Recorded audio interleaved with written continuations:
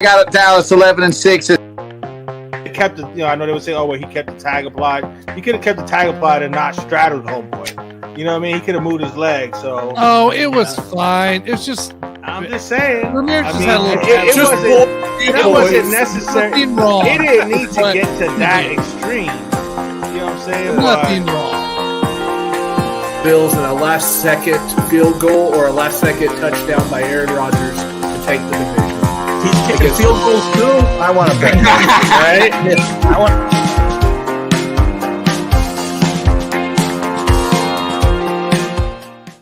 Baby, I'm so excited. Ooh, I just can't hide it. You know you can't deny it. I don't know the lyrics to the song, but I'm happy to be hosting the Let's Talk Sports Show.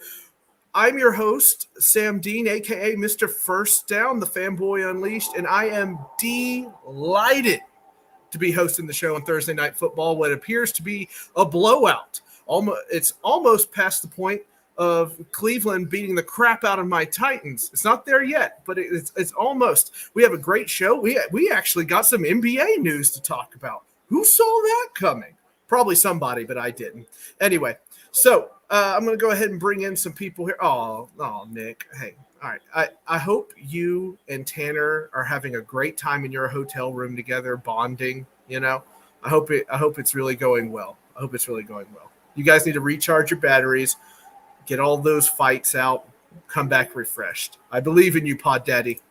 Anyway, so time to bring the guys in. I can't remember. I hope he said Scott first because I'm going to say Scott's coming in first. Anyway, he is a Hall of Famer. He is from the land of Petridge Farm. He is the one, the only Scott Cobe. How are you, Scott? I'm doing great. I hope Nick is okay tonight, by the way, because this is not looking good for him. Look, he's got Tanner, his little love bug next to him, holding him in his arms, telling me it's going to be okay. even though in all of our heads we're all singing "Love Stinks." It's probably good Nick's not on the show. He's probably going to go bald by the end of the night. It certainly is, because Detroit's got the ball back again after a punt, so it's not. Yeah, we stink. You got that right. Yeah, love stinks. Yeah, right. yeah. Love stinks. Wait till Sunday morning after the Packers lose 41-10 or something like that. Oh, goodness gracious. Oh, that would be atrocious. I hope not, for his sake. For his mental health and physical health. That's right. I hope it doesn't turn out that way. But now, we had some NBA trade. Is that what you said? Say what? Is it NBA? We're back on NBA again? Yeah, there was some news, like my vast knowledge of NBA. I was like, oh, there was a trade, and I'm like reading it before the show comes on. I'm like, oh, okay, so this is kind of a big deal, And to talk about that is the man that is snorting up a long white line of Miami's finest football. See what I did there? I mixed cocaine and the Dolphins. You're welcome. His name is Johnny Cruz. Johnny, how are you, sir? I'm good, man. I appreciate that intro. Hey, Johnny, I know this is old news and stuff like that, but Tua just threw another touchdown to Tyreek. So yeah. I believe it. Nah, happy to be here as always, man. Looking forward to this Thursday evening show. I'm sorry, Nick. It's not good.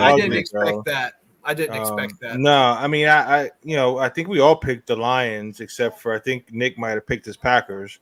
No, I picked the Packers. I picked the Packers. Oh, you guys did pick the Packers? Yeah. So am I the only one that picked the Lions? No, Tanner picked the Lions because I talked to Tanner today, and he said because DraftKings runs a special up 7, you win your bet, and the Packers went to plus 2.5 at home, and they were plus money. They were plus like 140 on DraftKings. So I was unsure of it, so I just threw $5 on it. I wasn't throwing anything big on it. And sure enough, I'm glad I only threw $5 on it because they're getting bombed tonight. So it's crazy, dude. Yeah, they're getting their asses whipped, bro. Gentlemen, before we start this NBA news, might I report a crime, a show on show crime? Would that be possible? Do you, bro? Gentlemen of the Let's Talk Sports show, the other evening, I happened to go to one of the shows on this mini fine channel, and I find myself in the NFC East. I see Alan. I see Jay. I see this Carlos guy who looks out of sorts. He looks like a very sad Bill Belichick with a hoodie on. So they start talking, and lo and behold, they start talking about my Titans. And it was just incorrect. All of it was incorrect. And it was so far-fetched. And they literally said, gentlemen, follow me with this. I know this is confusing. I have to make sure the jury sees this when you present the case. Ben, I'm talking. Anyway, so they said the Titans should have re-signed Josh Dobbs and not paid millions to Malik. How many millions do you guys think we're paying to Malik Willis at this moment? Just guess. What's Malik's contract? I was about to say maybe one? maybe 2. Well, yeah, because he was a third rounder, so he didn't get paid right. He's not even making $1 million, is he? No, he's not even making $1 million this year. That's what I thought. He was a third rounder. And did the Titans move to the NFC East? According to them, we made a mistake by not signing him, and we're paying millions to Malik Willis instead. So, incorrect fact number 1. Number 2, they literally said if Josh Dobbs was there, that he would be starting over Tannehill. In 3 games, they said Josh Dobbs would be starting over Tannehill. I was stunned. I was stunned stupid. Like it flattened me. And then they went on this thing. Oh, and by the way, we did try to re-sign him, but Cleveland swooped in with a big bunch of money bag and took him, which happens. It happens. Yeah. So I just got to say, liar, pants on fire, know what you're talking about, and keep my team out of your damn mouth. Thank you. Okay. Well all right. said. So you said the 3 names that were on. Who was the one that brought this up? Carlos? Alan.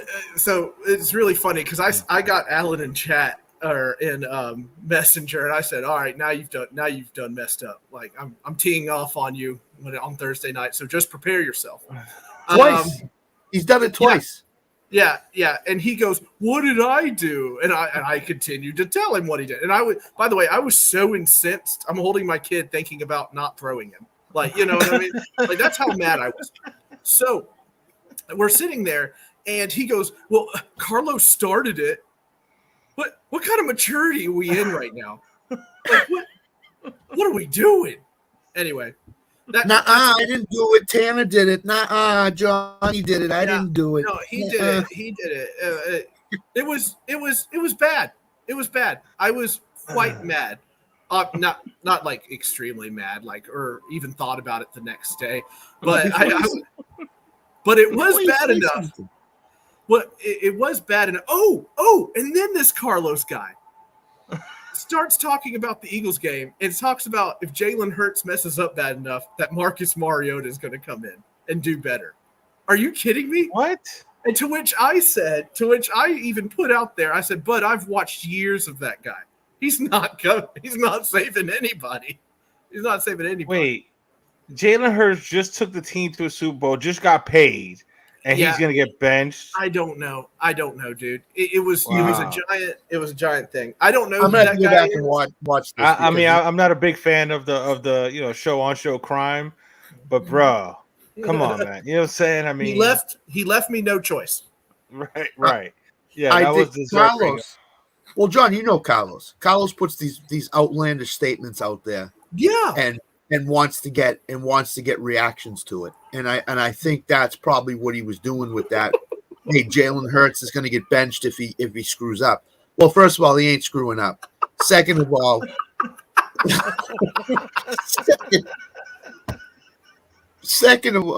Nick should have been on tonight. He would have been hilarious. He would have been extra hilarious tonight. But second of all, if you watched him with Keith Engel on Friday mornings, Keith gets I mean, sometimes he's like frustrated with what Carlos says. He has to take his blood pressure medicine. Okay, so absolutely. It's that. Okay, so it's the Mad New Yorker. Alan, you will apologize, sir, and like Will Smith, keep my damn Titan's name out of your mouth. Alan, don't feel no peer pressure, Alan. You stand by by your take, bro. No, you have to, you know. Hey, I don't want to bring this up in front of everybody, but Johnny, we're on a show together, so I think back your boy. Back your boy. I got you. I got your back. I got your back always. Bro. Not publicly. Not publicly, Alan. Not publicly. Anyway, he has stood by this Buffalo Bills not making the playoffs, and he still sticks by it. But if you see when he releases his top 10, the Bills are always like 4 or 5. And I said to him, I said, Alan, they can't be in your top 10 if you don't think they're making the playoffs. They can't. Right. No, they can't. I agree. And he keeps putting them in. So maybe he's coming off his stance a little bit, but you gotta. That's what I said to him. I said, if you got to go all full in with this, if you're going to say this and you're going to stick with it, as we all do, you got to go full in with it. You can't back off. Everybody said I was dog shit crazy when I said DeAndre Hopkins wasn't going to get 1,000 yards this year, right? I'm sticking by it. I wouldn't call that outlandish per se. I just think it can be a take that nobody else likes, and I'm okay with that. And in fact, I put skin in the game, and I'm going to drink a Will Levis Venti special if it goes the other way. So, you got to stand by that. You got to stand by. I mean, Johnny, let me ask you something. What's up? What were your thoughts when the Dolphins signed Cedric Wilson before they traded for Tyreek? I mean, did you think he was going to pan out to anything? I was cool with it. I mean, I thought he'd be a good number 2 to Waddle. I thought he'd complement him well. I mean, I didn't expect him to put up huge numbers, but I thought he'd be a good number 2. I thought he'd play well, especially I figured Mike McDaniel will use him well, and I was excited about McDaniel's offense.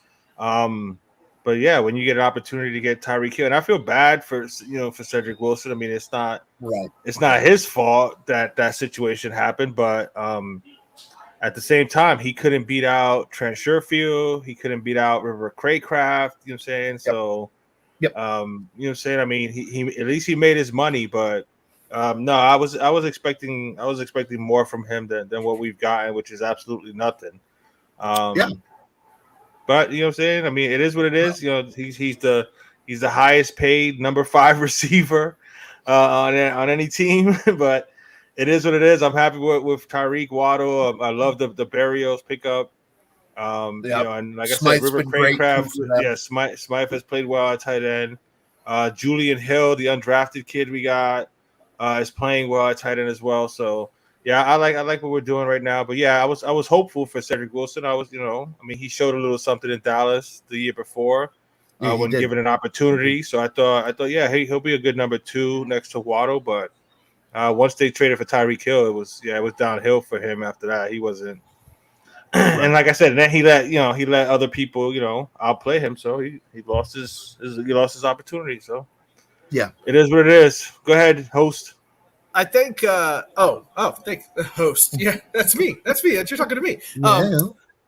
So I start myself. Well, Nancy and I. So the Challenger blew up. And it was very sad. Anyway, so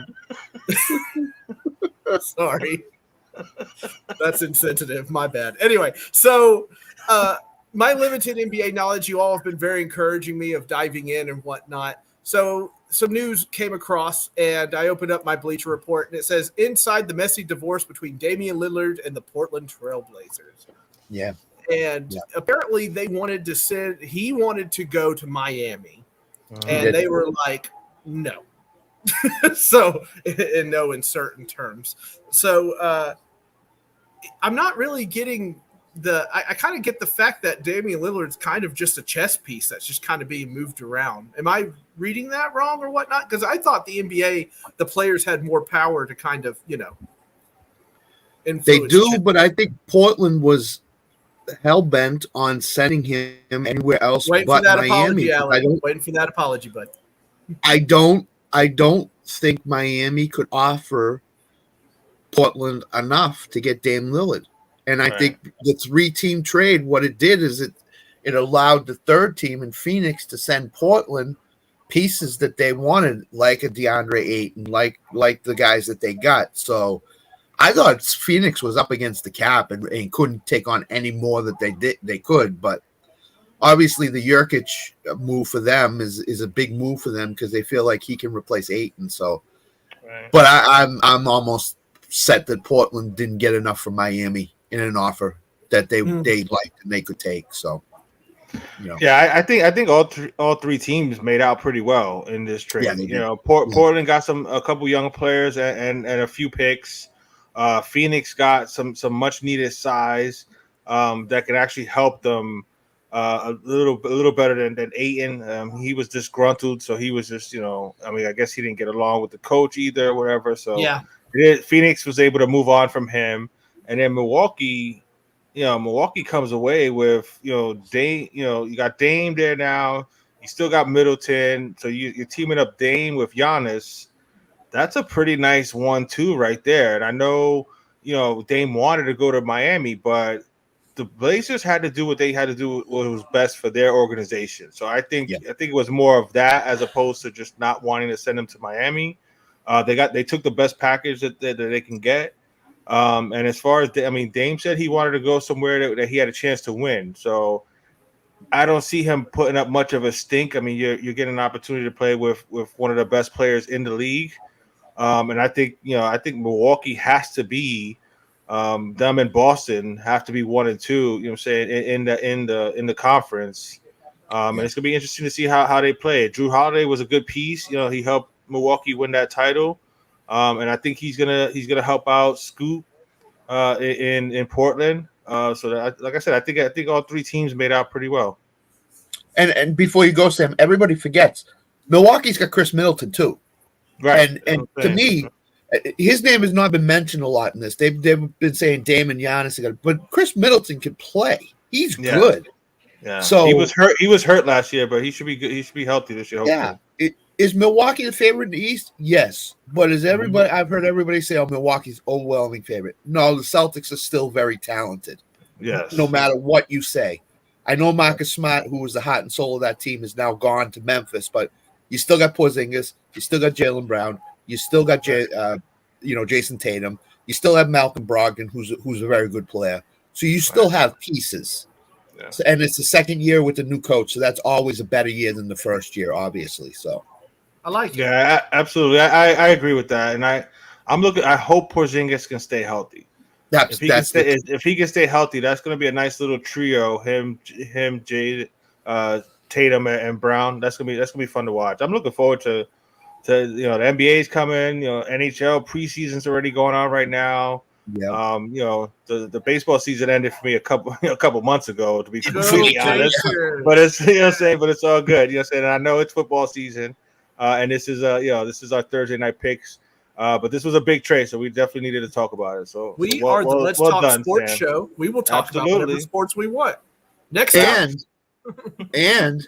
tomorrow, if you have United States pride, tomorrow the Ryder Cup in golf starts, USA against Europe. So that's a huge thing too for TV ratings. I mean, I watch it all the time when it comes up. So I put my son in the swing, and it's still terrifying right behind me every time I see it move. He's got one eye. I can watch it behind your shoulder. He's fine. Like, we'll watch him for you, bro. We'll watch him. He's fine. We got to see him start climbing.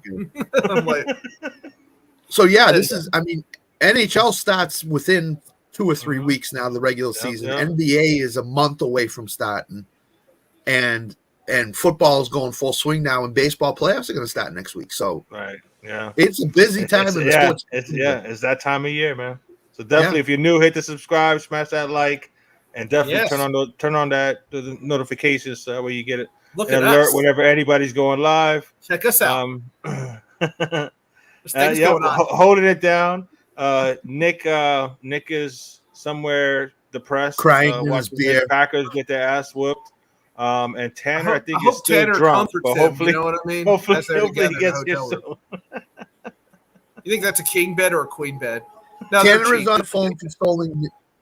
Tanner is on the phone right now consoling Nick because Nick doesn't know what to do when he's watching this game. He's probably got it turned off right about now. I was about to say he probably turned it off already. He said he can't watch it. This is crazy. It's rough. It's all part of it, man. NFL, I find that these things, you just take it week by week. Just keep going. Oh, there we go. All right. Yeah. I do read the Athletic, just so you know, Alan. Right. But Bleacher, I get a lot of sports notifications. I'm sure that we all do on our phone. And I was getting barraged by Bleacher Report and Athletic all at once. So, all right. So Johnny, let's ask the important question here. Let's go Yankees. What do the Yankees need to do this off season to get back in the mix here? Wow, that's a deep question because they're stuck with a few bad contracts that Stanton contract is going to haunt them for a bit. He's to the point where he can't even run, bro. Can they trade him? You think they can trade him? He has a no trade clause, but who's gonna want him? Yeah, you know what I mean. At least if he would have showed that he can actually run a bit, but he's basically base to base. He can't even score from second base on a single. Don't even try to tag up from third on a sacrifice fly. So until they get that straightened out, hopefully this offseason he gets with a trainer that maybe helps him with his flexibility or something, because he's he's chiseled, but maybe he's just got too much muscle and it's not as flexible enough to not get any injuries, but he still hits 30 something, almost 40 home runs. So if they could get it out of that contract, that would be phenomenal. But I don't see them doing that. But I'm hoping they go young, man. We got a lot of young kids that are coming up in the organization. So why not let them play? It's a shame that the Martian Jason Dominguez got hurt because he looked like he was getting off to a good start in his major league career. But hopefully he'll be back next year. But yeah, I hope they go young, because that's what baseball is now. It's about athleticism. Yeah, you know what I'm saying, guys stealing bases and stuff like that, making contact. So hopefully we get away from this 100% analytics and get more into athleticism and stuff like that. Ronald Acuna is so much fun to watch. So hopefully they get a little younger, a little more athletic. That'll help them out next year. So. And you hit on a key point, and it goes for all sports. It's become a young man's game now. All sports: football, baseball, basketball, hockey. It's a 20s game now. It's not a game for. Remember, back in even 10, 15 years ago, if you had a 35-year-old guy you just signed in free agency in baseball, that was a really good talent. That was huge for your team. Now it's just another guy. So, what do you think they do with Boone? You think they keep him, or you think fire him?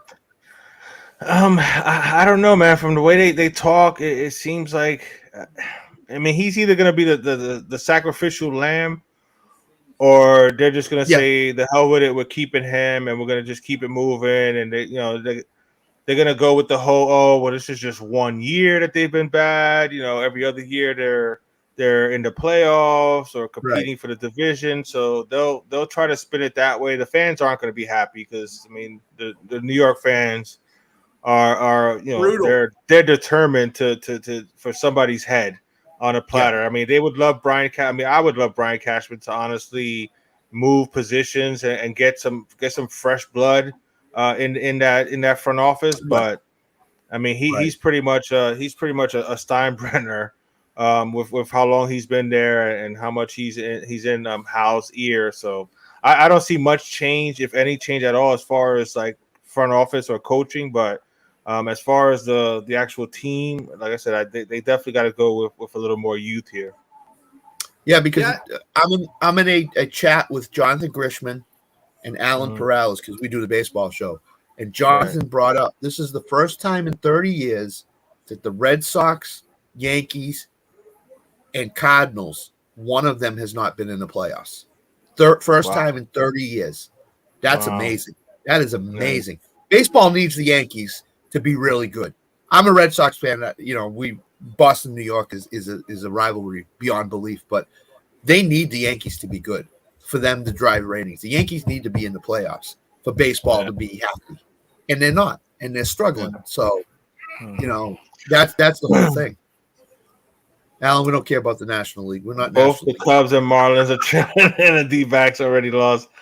Padres are still alive for the wild card. Like, I haven't even been paying attention to the standings, to be quite honest. Scott, Padres are one loss. Padres are one loss, or the Cubs and Marlins were one game away from being eliminated. So they're basically eliminated. They're not even. Wow. But what do we got? Like American League. 5 or 6 games left. There's like 5. There's a handful of games left. So 5 games, I think. Yeah. It's the end of the season Sunday. So it's almost upon us, and then it'll be the playoffs. So we're ankle deep in football. Even this bad one that's going on right now. Yikes! Yeah. If you're a Detroit Lions fan, good for you. Yes. Because they're just doing whatever they want. They're just doing whatever they want. If you're a Detroit Lions fan, you got to be pumped up beyond belief that you go into your enemy's territory and bury them in the first half. Just absolutely bury them. If you're a Lions fan, you got to be saying, "Hey, maybe this team is really good." Because they are just running the ball right down their throats, bro. Yeah, I mean, we talked about it earlier on the Scott Cobe show. People every Thursday night, 7:00. Scott, you have a show? Yep, I do. We transitioned to a daily fantasy show, and by the way, thank you to everybody that commented. We didn't say that in the end of the show. There were a lot of comments in our show, and that's great. You guys drive our show, so thank you very much. I appreciate it. Yeah, we're gonna have a lot of fun with that show. So definitely check it out. Like I said, every Thursday night, 7 p.m. You get the Hall of Famer Scott Cobe giving you all kinds of information and stuff like that. So definitely check it out. That was a lot of fun today. I'm looking forward to next week. Sam, you will be getting an invite soon, so. You will be on the show. Yeah, I'll be waiting. Just let me know. Do you know I'm hosting tonight? Anyway, so I saw this cool quote by Dan Campbell when he goes up and before the game starts and he talks to Pete Carroll. Did you guys see this quote? And he said, I heard about it. I didn't see it. And he said, "Hey, let's leave the kids out of it. Let's just you and I just fight right in the middle of this field right now." And he goes, and of course he didn't do it, and we had to go coach football like a bunch of cowards. And I sat there thinking, I was like, dude, if you say that to Mike Vrabel, y'all are fighting in the middle of the field. I'm just letting you know.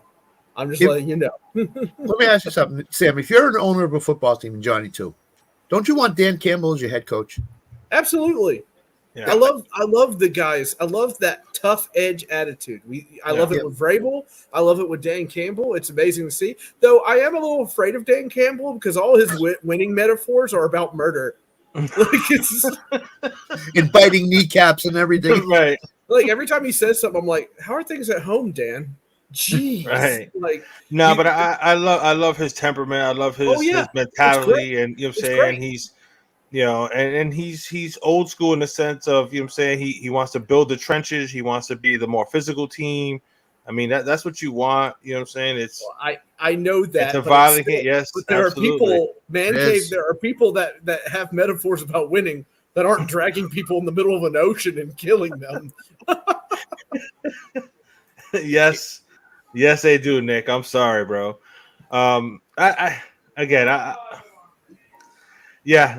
stinking it up right now, bro. Like I had a little bit of faith in your Packers. I did too. Again, I still think they're gonna win more games than Tanner's 4. Maybe they figure something out at halftime to make this thing go, but oh no, this is done, bro. Let me just say this. Okay, I just want to give Guy hope. That's all I'm saying. Let me just say this. Jordan Love. How are things at home, man? I know. Has Jordan Love looked good at all this year? I don't remember. Other than that one quarter against New Orleans. No joke. I mean, I know he's just starting, and I know he's going to build up, and I know that to be true. But right now, he's what, 4 for 10 for 31 yards. He didn't play that bad in the first game either. No, I don't think he played bad in the first. But after the first game, I don't think Atlanta. He didn't look great. He's a lot of his passes are off target. Decent, yeah, I would say decent, but that's not good enough. I mean, that's not good enough to win games in the NFL if your quarterback is just decent. Do you guys think? I mean, that's. I mean, they are 2-1. You know, what I'm saying? Well, 2-2 after this ass whooping. Yeah, right. but I was going to talk about that, Nick. I wonder if you know this, and you guys feel free to chime in. I was reading stuff about. Well, we've heard this before. Offensive coordinators, my system works. But when actually the right answer is it doesn't always work. Sometimes you need to, maybe that's what's going on. Is Matt LaFleur thinks, right. Well, I did this with Aaron Rodgers, and so I could just do it with him. Maybe that's part of it, that he's not getting, he's not keeping guys open and stuff like that. Some right. Well, I mean, and I'm putting my system and my personnel has to adjust to that system instead of saying, okay, I have a quarterback. What works and what doesn't work with them, and maybe that's what LaFleur needs to do. Sit down with Jordan Love after this game or this weekend sometime and say, hey, Jordan, what plays in the playbook do you like to run most? What you should have already did that. Yeah. And put those plays in and say, okay, we're going to run a lot of those plays, maybe 10 plays. And those are the first 10 plays in offense in the game. Maybe you got to do that. Well, I mean, the fact that you're saying that he needs to do that now, week 4 of the season, that's a bad sign as far as coaching.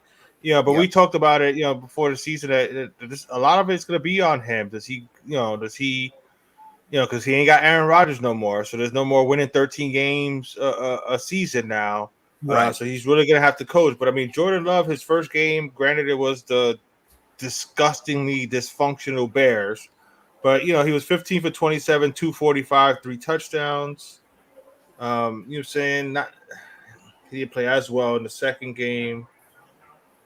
Because here's the thing, he played against the Falcons, 14 for 25, 151 and 3 touchdowns. So I mean, he's throwing some touchdowns. His completion percentage isn't the best. But I mean, that was a nice. It won't feel the same, man, Cave. He'll get like really creepy for no reason. He's like, then we're gonna sneak in their bedrooms and take their kids. Tonight, something really weird. I was about to say, LaFleur don't got that look. Like, you know what I'm saying? Yeah. Like, if he tried to be, you would just laugh at him if he tried to say something about biting kneecaps or something like that. Dan Campbell, you look at him and you're like, yeah, he would bite somebody's kneecaps. You know what I'm saying? Exactly. The type of guy that would like to meet you outside of the school gymnasium and give you a what for. You know what I mean? But tonight I'm putting it on LaFleur because of this. Aaron Jones, 2 carries, 3 yards in the first half. Okay, I know the game's gotten away. Okay, Christian Watson, 0 for 0 on 2 targets. So you're not getting it to the guys that you need to get it to. Christian Watson's your best wide receiver, and you've thrown it to him twice in the first half. I don't know how much he's playing because of the injury, but Aaron Jones, there it is. Aaron Jones, 1 target. Your best offensive player on your team gets 2 carries and 1 target in the first half. To me, that's a no-go. To me, that's on LaFleur. Yeah. It is. It just is. So yeah, it wasn't a very good game plan. I mean, and again, that defense is horrid, bro. They can't stop them at all. You know what I'm saying? So they're not even getting the opportunity offensively to get anything going. But yeah, I mean, I was surprised by the lack of accuracy. I mean, I knew he wasn't obviously. Yeah. I mean, you're coming off of having Aaron Rodgers, who's probably one of the most accurate quarterbacks. That's true. Ever. You know what I'm saying? But I mean, he's got some arm talent. He's got good mobility. It's gonna. I mentioned it before the season to Nick. We talked about saying that this is LaFleur's opportunity to show how good of a coach he is. So what kind of adjustments is he gonna make? But if the defense is gonna be giving up, 20, 25, 27 points in the first half, I mean, there's not much Jordan Love can do to try to get them back into it. But they went down 17-0 last week to the Saints, and then they made they rallied, they made some adjustments and rallied to come back. I mean, this is a bit much, And the difference between this and the Saints, in my opinion, is the Detroit offensive line.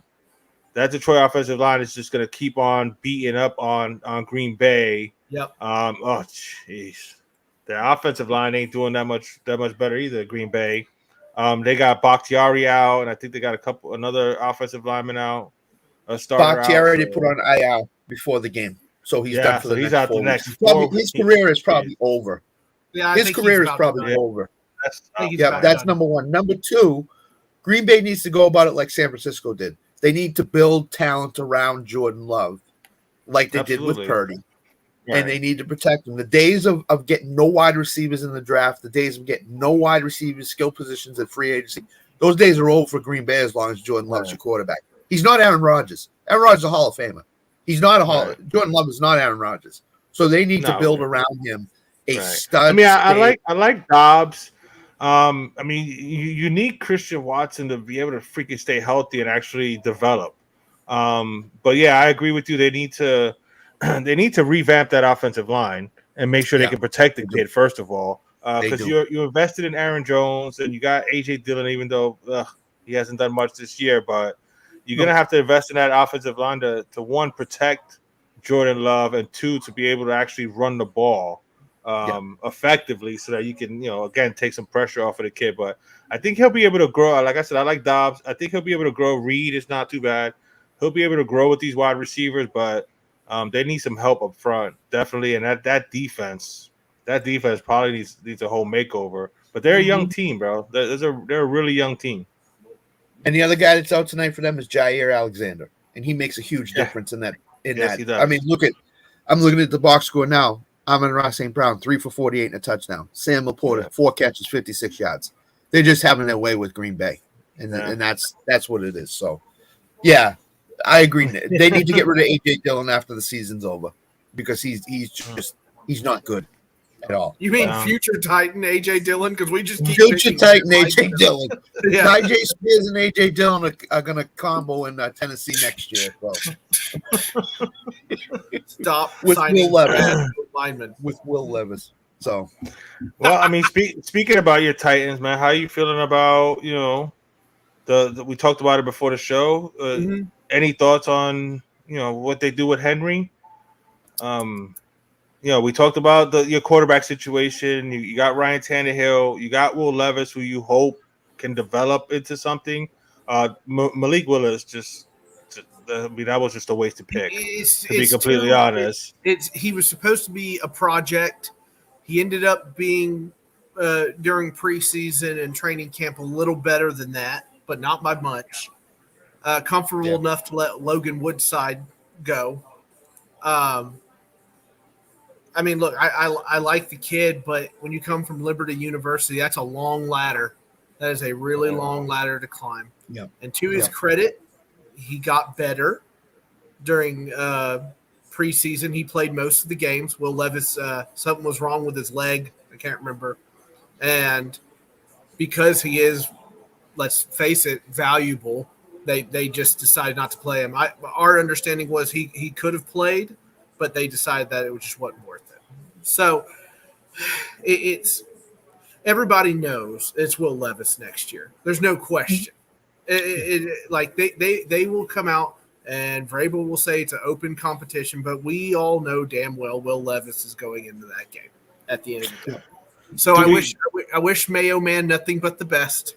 And it better be Hillman. It better not be any of that Miracle Whip crap either. So, but when it comes to Henry, if things are really going to go bad this year, let him go to the Bills and give him the running game they need. Whoa. What are you talking about? What? What are you doing to me? If he gets bad, don't send him to the damn Bills. Yeah, we're going to send him to the Bills. Yeah. No, shit. Here's what I will say. Send him to a team where he's going to compete. Send him to a team where he's going to compete. It doesn't have to be the Bills. Okay, well, send him to the NFC. Don't send him to our division, bro. Come on. We'll take him in New England. Send him to the NFC East. They like to talk about your Titans anyway. Yeah, that's true. That's East. true. Do they move off Tannehill midseason or ride him the whole year? Yeah, that was my next question. They'll move off. They'll move off of him midseason. They're not going to put up with it again. It's just how it is. Hell, they might move off. I had it after week 4 But a lot of people, the bye week is week 7. They think it might come then, and that might be more logical. But I don't know, man. If you have a home game against the Bengals, and if that goes poorly, I think there will be enough pressure to start making moves. Because if he's not going to move in the pocket like he used to, no point. I mean, look at Burrow, who can't move in the pocket, right? Yeah. At least he's got like Jamar Chase to kind of pick up the slack and whatnot. You got to move in the pocket. That was some of his brilliance in 2019 to 2021 was he could get out of there and get you an easy first down or more. And people tend to forget that. That's not a bad idea, Nick. Well, we all know. Completely honest. We all know that the agents are already putting it out there. Like it's on. I saw it on Bleacher Report this morning. I saw it in The Athletic, Alan. So it's out there, and that news always comes out because the agents are spreading it. So, right. And listen, if they want to pay the $32 million that we're overpaying him to take him, you go right ahead, young man. You go ahead and take him for all I care. I mean, the Jets have to do something, bro. They do. Absolutely. I mean, they're taking Trevor Siemian. That like you think? Well, that was just to bring a body in that can actually throw the ball to somebody that's open. Well, here's the thing, because Zach can't even read the defense, bro.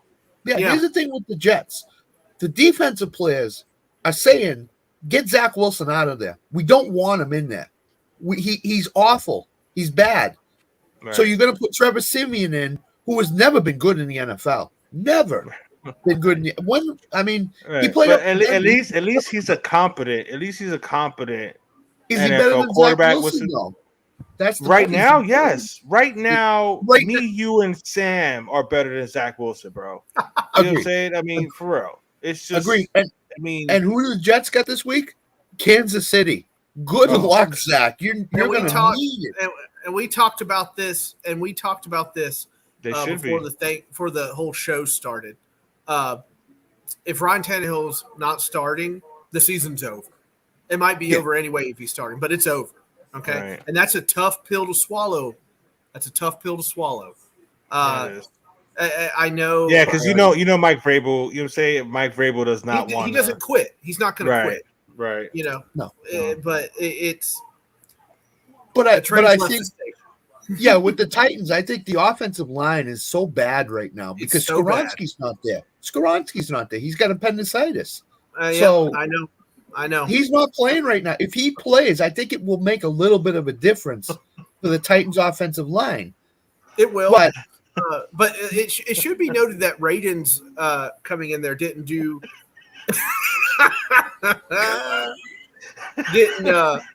Raden's came in and didn't do too bad.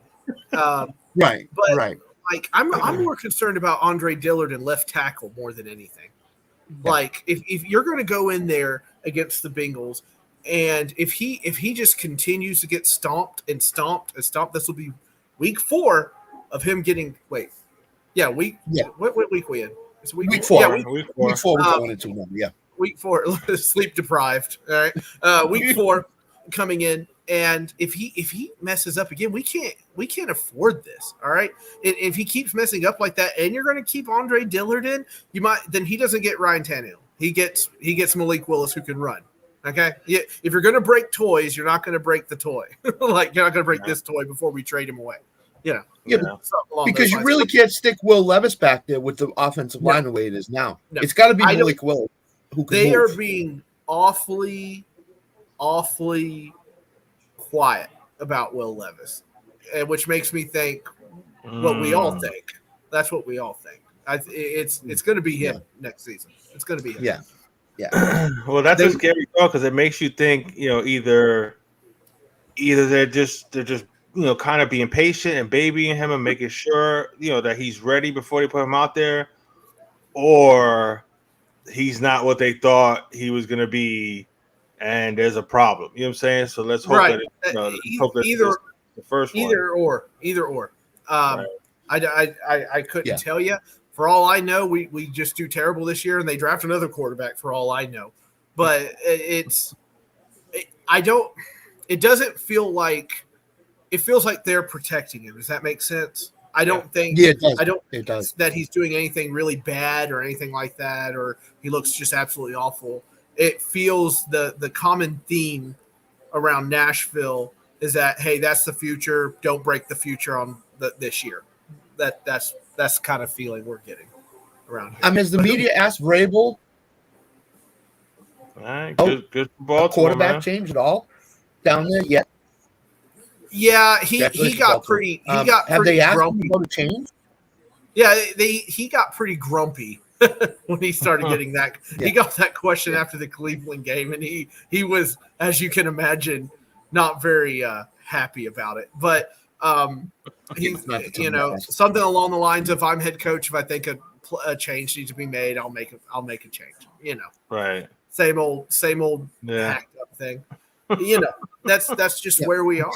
And I wish we weren't here. And here's the thing, guys. If you go in there and redeem yourself against the Bengals,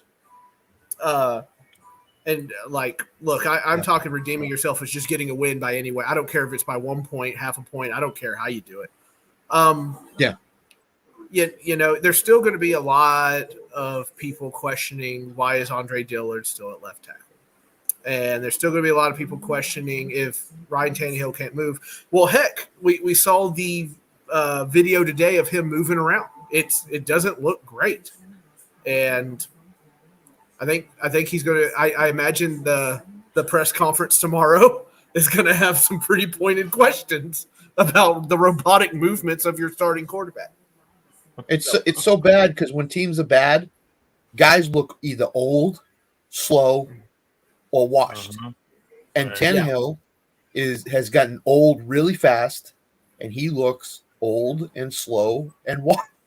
He looks like a guy that's on the last limbs of his NFL career, and he's going to be if he's in the NFL next year, it's going to be as a backup to somebody. That's just a simple thing right now, because Tennessee can't be back. No, Tennessee can't bring him back next year. There's no, I can't see them bringing him back. So he's going to go someplace, the Rams, or old wide receivers, as Sam said before the year, go to die in Tennessee, and there's another one. Julio went to die. We should have known better. I still think D-Hop is a good player. Oh, I think that's just not a good situation. Terrible. He hasn't done terrible here. He really hasn't. He's done fine. Right. But it's just he doesn't get separation like he used to. It doesn't come easy anymore, right? Right. He used to trick guys all the time, and everywhere he goes, there's like a freaking blanket on him. Yep. So, it's just where we are. It sucks where we are, but what can we do? You gotta support the boys. Hope they make it. Like, that's all you can do. Yeah. Get as many wins as you can. I'm not the Jets. Or the Bears or the Broncos. So or the Bears or the Broncos. Yeah, at least you guys are Bears, bro. I mean, one win against Cincinnati this weekend, and the mindset will change. Not only in that locker room, but I mean, and as we've seen, it's not like Cincinnati is unbeatable. No, you know what I mean. So right. The Rams are still in their wilderness of darkness for buying the Super Bowl. So I'm not really surprised by that kind of thing. He's right about Hopkins. Don't blame Hopkins for the lack of. He isn't right about Hopkins. Well, I actually am right, Tanner, because he's not getting separation or anything like that too. It's not all offense. Some of it comes down to talent. If you're not getting open, you're not getting open. Now, granted, well, I mean, he's never been the speed demon to he's never been a yak guy. You know what I mean? Right. He's a high point guy. You know what I'm saying? So I mean, throw him to I don't know, man. I mean, but look, we said that there's no offensive line. Tannehill has no pocket presence. That makes me think of something nasty. Yeah, he can't. Hey, Tanner, Sam said, "Why don't you come in and say it to his face?" Yeah, why don't you come over here, say it to my face, go talk about my team. Anyway. But yeah, I mean, D-Hop was never going to come in and be the speedster that everybody, that. But he's not the speedster that people want him to be. Look at it this way: the hope I have that he's always open. No, he's not, Tanner. I've seen all 22 film. That's just not true. So, godly. Tim's getting it from every corner of the world now. Yeah, it's oh great. All right, I'm blocking him. I'm hosting him. He's not allowed on. Anyway, so first NFL game, Detroit and Green Bay. Who do you guys got? No, well, I think Green Bay's about to rally. Anyway, so I was watching when you watch the Chargers game that we had this year, and they looked better. D-Hop caught the pass that kind of killed. He's not though, Tanner. See, I'm sorry. okay, I hear what you're saying about he's always covered, but again, like I said, he's never been the type to get a bunch of separation. But he's a 50-50 guy. So sure. Just throw the ball up to him, and he'll make a play for you. He can still do that. But Ryan Tannehill is not that type of quarterback, which is why Devontae Parker and him never meshed well, because Devontae Parker is the same type of receiver. He's a 50-50 guy. He's not going to get any. Devontae Parker probably is the worst player in the last several years as far as separation. You know, sure, like if it could be negative, it'd be negative. Sure, I get the separation. So I get what you're saying, but none of the other wide receivers are good enough. Okay, there's 2 to 3 guys on him. Like look at his catches. Look how many guys are around him anytime he makes a catch. Okay, right. It's just where we are, and they got him. Now he made a clutch catch during the Chargers game that pretty much sealed it, but there were still guys all around him. That's just how it is. Look, this is all Hopkins' fault. Let's be real. Bash the fool for his decision making, if anything. Absolutely. I mean, I don't know why he. Sure. You're saying I don't know why he went. You know, I guess money. I think why he had his best years under Tim Kelly, and Tim Kelly's the OC. That's the only reason I can think of. See, I mean, and I get the whole, you know, if you got an OC that you like or whatever, but you still got to look at the team around you. You know what I'm saying? Right. I didn't think he was coming here. Why would he? Yeah. So, but the other thing is this. I understand the other receiver. They don't have a great receiver room. Okay, they don't have. And Traylon Burks 5 drops. 5 drops this year. I know. What is going games? on with Traylon Burks? I mean, why is he dropping so many? Is he just disinterested? Does he just not want to be there? He caught several. Like, it's not like he's dropping everything that hits him, but when he drops it, it's like the clutch third down plays. You know what I mean? Just the ones you absolutely need. And Tannehill's having a rough time as it is, and he drops them. And it's just like, I don't know what to do. It's like, how easy can I get it for you? So they were betting on this, and we talked about this during the offseason. They were betting on guys for taking that big step in year 2. They were betting on Kyle Phillips. He's on IR. He couldn't even make it out of preseason. And then here comes Traylon Burks, who I hoped he looked bigger, he looked faster, he looked stronger. And unfortunately, Chig is in the wrong place at the wrong time. I don't know what's going on with him. I don't know what's going on. They put him on block duty, and he couldn't do it. So I don't know what's going on with him either. So maybe they are just trying to get used to this new offense, and I pray to God that's true. But boys, it's going down the toilet quick if you guys don't get it together. That's Chig last game, 3 catches, which is good for a tight end, 7 yards. Right. So basically, you're catching the ball at the line of scrimmage and getting tackled, getting dropped, and that's not good enough. That's not good enough. Chig is an athletic freak of nature. He showed it last year. He can catch the ball and run after the catch. And this year, nothing. This is a must-win game for Tennessee. Let's just be clear. No doubt. If you're going to do it, this is it, right? Yeah. You can't fall behind like this. So you've got to do something. That's wild. A must-win in week 4. I just both teams. Cincinnati's a must-win for them too. They can't go to 1-3 either. Thank you, Tanner. I appreciate that. Anyway, so Broncos and Raiders over. I think it's easy to say over while you sit on your throne and pee at people. Anyway, so him and Nick are together sending texts every other Jets over. Yeah, over. No, the over with Tanner is the Bodkins. They stink. I hate them. They stink. Tanner, how about the Packers? We got an opinion on the Packers? Is it over for them? No, I don't know. For some reason, you're right. It is week 4, but it just feels like a must-win for them. They've got to do something. I feel you. They've got to do Absolutely. something. Absolutely. Because if they had beaten Cleveland, like a lot of people had said, they'd be 2-1, and it would be right. And we wouldn't be okay. having this conversation. We'd be like, No on doubt. to the next one. You know, No doubt. No doubt. And Vrabel would be like, all right, we're 2-1. We've played really good. You know, because Deshaun has looked terrible. In all honesty, he hadn't looked good at all this year, and they made him look like he was the Deshaun we have of a 3 years ago. If you go up and look at the games between Deshaun Watson and the Titans, it's weird. They have a weird relationship. Oh my goodness. Oh jeez. I love how he's just like over. Like, he's that commercial with the ants, right? She's in the fridge. Expired. That's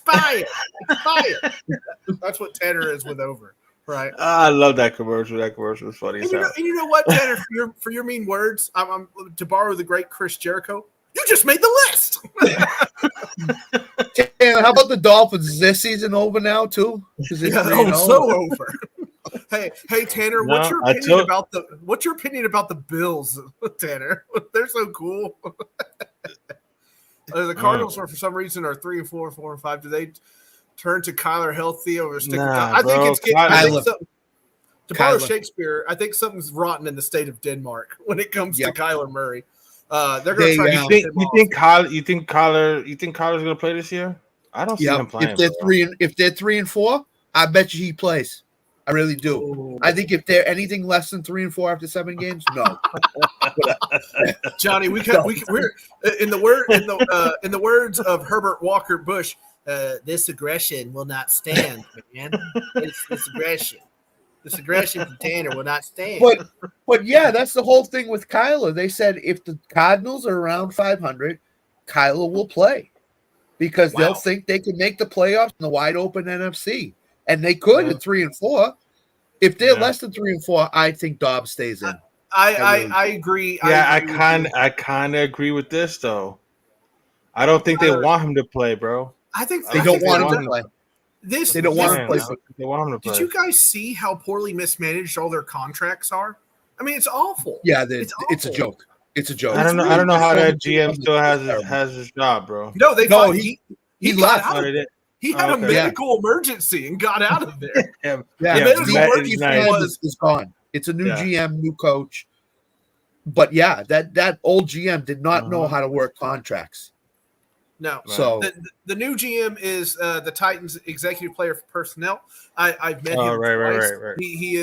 He's a cool dude. And I felt really bad for him because he kind of just walked into the buzzsaw in Arizona.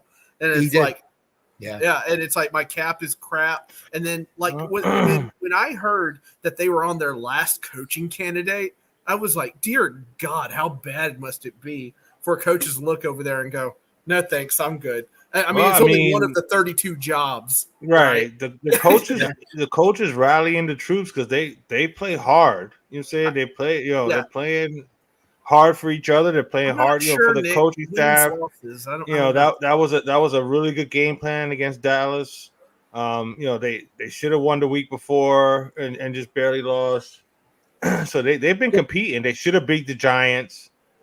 You know what I'm saying? So Arizona, at least they're coming to play.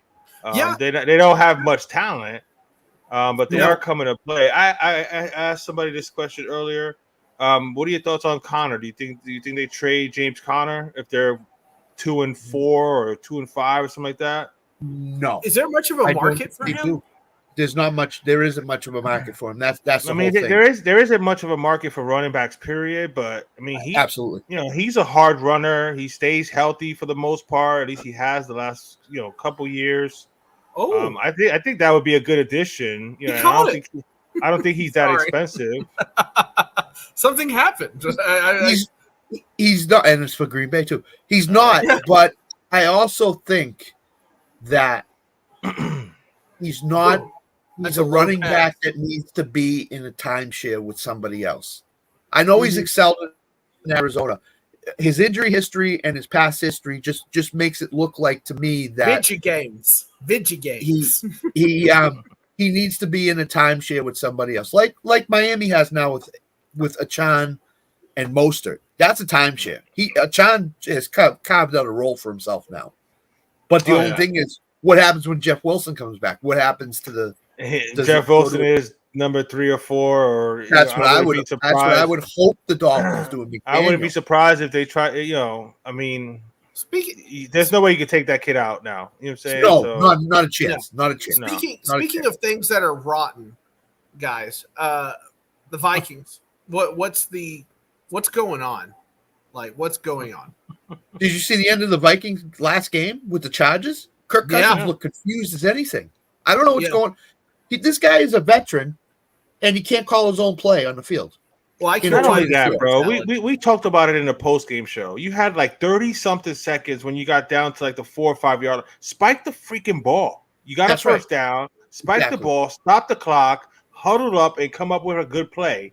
It just seems so disorganized and rushed. And like you mentioned, he's a veteran quarterback. Like you should have been a little bit. You know what I'm saying? Yes, the horseshoe did fall out of their ass, but that was just a choke job, in my opinion, by Kirk Cousins and the offense there. Like, how do you not have the wherewithal to stop the clock?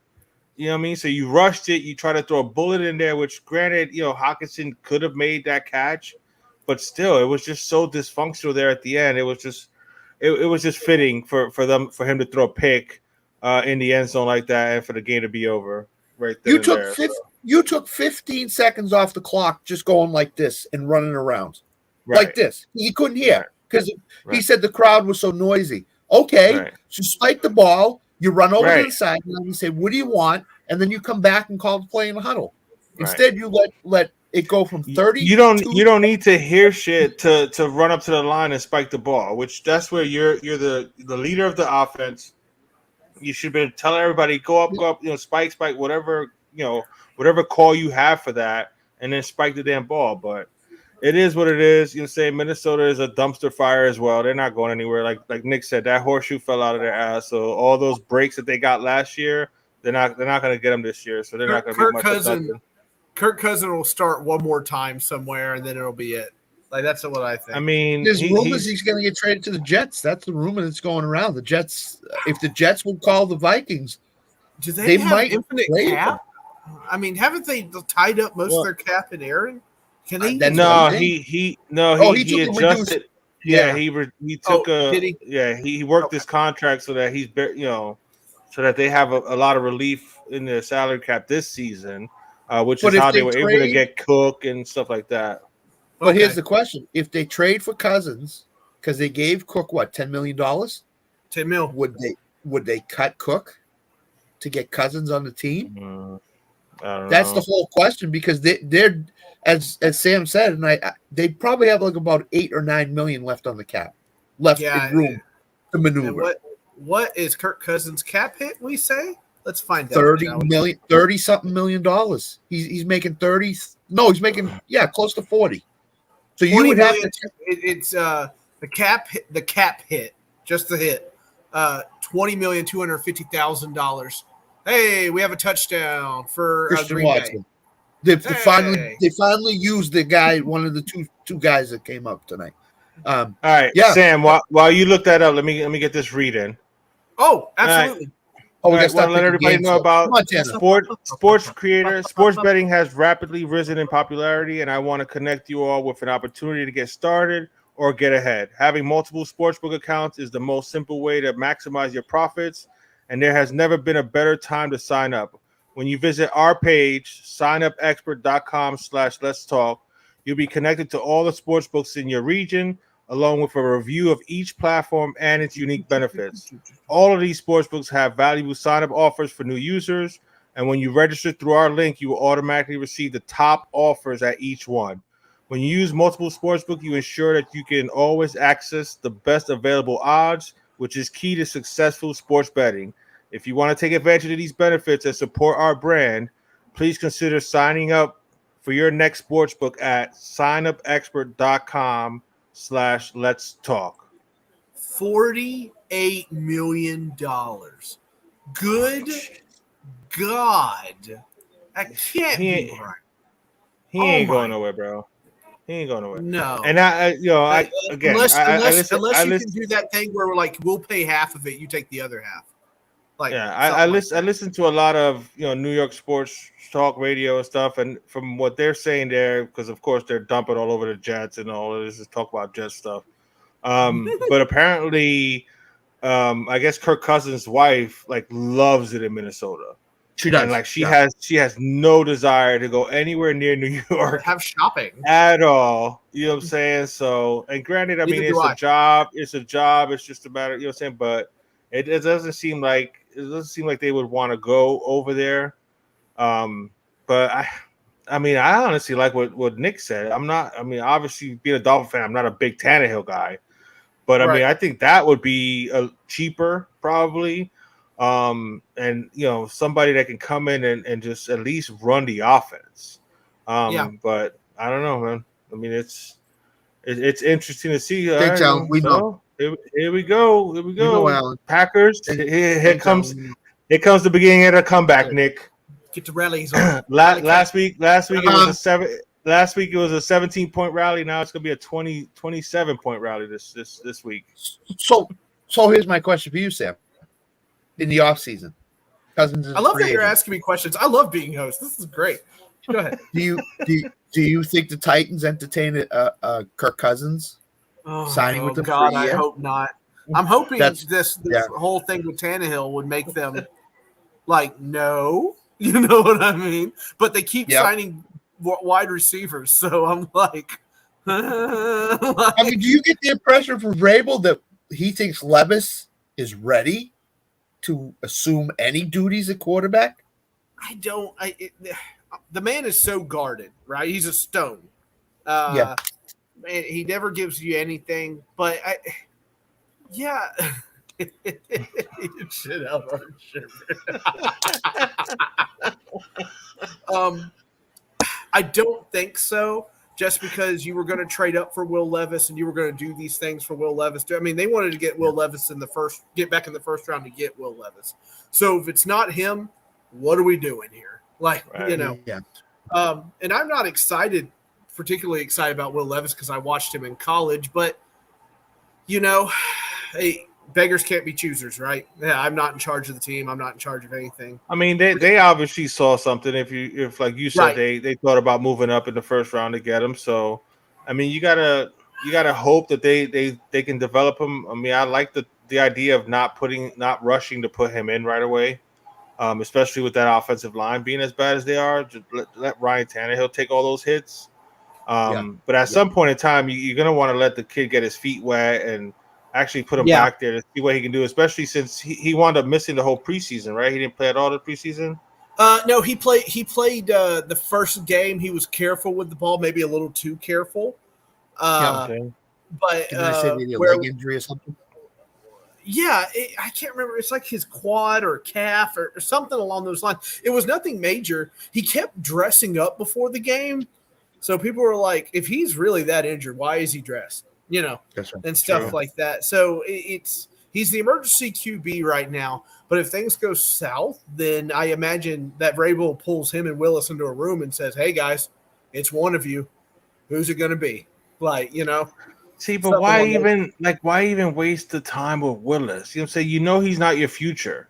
So why not let this kid get his feet wet, like I was saying, and get some kind of action so that way you have some kind of an idea of, okay, he can handle it a little bit, or, this is what we got to work on, or that, you know what I'm saying? I mean, don't put him in like 2 weeks to where he plays 12, 13 games. But if you're, if by, like you said, the bye week 7, if you get to week 7 and the season's, then why not let him play the last 10 games? I happen to agree. I don't know. It might be one of those. Sam agrees with me. Oh yeah, I've agreed with you before. What are you talking about? I know, I'm joking. You're not Scott. No, I'm just kidding. You're not Tanner. Over. What a prick that guy. Oh, hey Tanner. Oh, hey Tanner. Where is Tanner? There he was. Where did he go? Scott was saying some really bad things about you, Tanner. It was awful. It was really Oh, it bad. was terrible. He's gonna say he's gonna admit he doesn't know, and he's gonna be senile all of a sudden, So I think we all agreed, Tanner. Chiefs season over. Oh, it's over, dude. It's over. It's done. Now T Swift has taken over Kansas City. It's over. Right, Taylor Swift's the next head coach of the Chiefs, right? Yeah. Confirmed. By the way, am I scratchy? Or is this good? I can hear Sounds you. good. No, you good. You I'm good. fine. Yeah. Only Nick would say you're scratchy. The rest of us would not say that to you. So. I mean, that could be what Alan says, and spotty. So Oh yeah, you can be spotty. That's spotty. right. And just like that, Tanner's back in my good graces. Welcome, Bud. How you doing? Hey, Bud. Hey, Tanner, could you send Nick some orange sherbet? He's kind of out of it. He needs ice cream. He said so for the game. I don't have enough for him. When Ben was getting born, they had an amazing, giant supply of orange sherbet, and they're like, "Hey, dude, it's all yours," or whatever. And I'm pretty sure, I survived off orange sherbet all every day in the hospital. I was just that's what I think about. It's a little. Your team sucks. Sorry, I was talking to Nick. Oh, okay. I was like, "Thank you, Tanner. I know. I appreciate it." Anyway, we know about your team. So. Yes, I know. Yeah. Decision day comes on Sunday. Decision day. Tanner's waiting to the one he's going to pronounce Johnny's team done. That's right. He already said it. He already said it in the comments. It's over. Yeah, He's it's doubling over down until the AFC title game. Right. Hey Tanner, Okay. you need one more. You need one more catch from Laporta, by the way, and you'll get your 4.5 receptions. I know. I trust me. I tuned in. I took looked over. right away. I took his yardage. You sound a little 48 hoarse. and You sound a little hoarse, Tanner. You all right, bud? Yeah. Yelling. Yelling at kids. Yelling at work today. It's just what it is. Yelling at work. Sometimes it's like that. Sometimes I go in a room and I just yell at the wall. Yeah, we'll be good. Were you yelling at your kids like a Dan Campbell speech about murder? And winning, breaking the kneecaps. The guy, ump makes a bad call. You take your bat and you swing at their kneecaps. My favorite one. Swipe the leg. My favorite one is when he talked about, it was on Hard Knocks, and he talked about dragging guys in the middle of the ocean and drowning them. And I was like, oh my God. Oh, man. Yeah. I'm like, oh, God, that was a backwards pass. All right. We'll make some picks. We ready? Let's get the recap going. Ready. Hey, get the music on, Tanner. Make the music happen. We did a standings update, monitors. too. A standings update? Yes. Do we have one? I'll get there. I'll get there, Scott. That's coming. Okay. Hey. All right. I don't like that view. Look at us. Look at this pair. Look at these fellas. Huh? What's going on here? Okay. All this So craziness. we did have one game on this slate that was a void. Oh, yeah, I forgot to put the music on for you. Feeding the Ducks.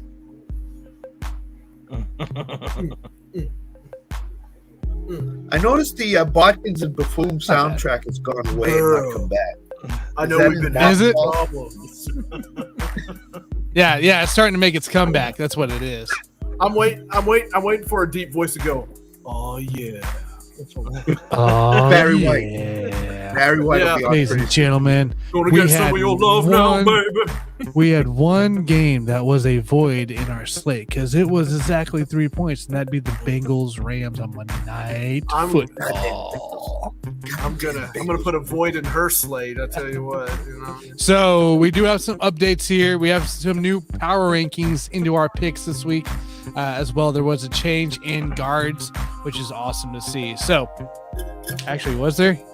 No, there was. There's a couple of different. First place is still first place. So can we skip over let's break it down. Nick with second to last place. I believe once again, second to last place is Nick Bodkins with 9 picks right. His total for the year so far, 25 right. Nick Bodkins.